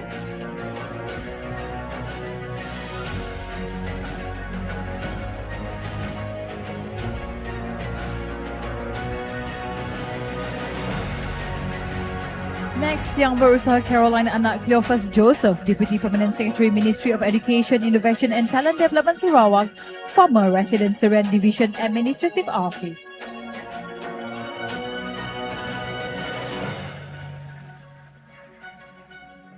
Ladies and gentlemen, for your information, yang berusaha Tuan Nur Azhar bin Bujang, Secretary of Dewan Undangan Sarawak, is the first Head of Department to complete and pass the Digital Government Literacy.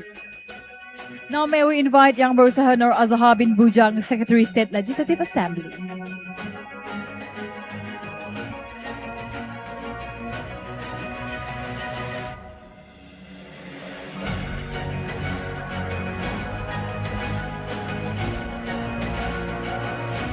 Congratulations to all recipients of the SCS Digital First Leadership Award 2026. Ladies and gentlemen, please give them a round of applause.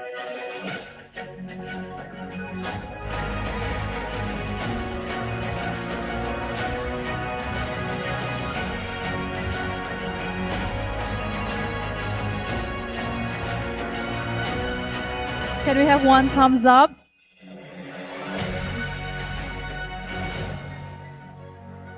Congratulations to all head of departments.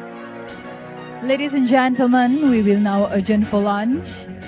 Yang berbahagia, Datuk Fabian Bigar, Yang berbahagia, Datuk Hee Chang-ki, and distinguished VIP guests are invited to proceed to Hurangas, and all participants are kindly invited to proceed to the lunch at Cafe Via Mari. Ladies and gentlemen, the afternoon session will resume at 2 p.m. and kindly return to the ballroom by 1:55 p.m. Thank you and enjoy your lunch.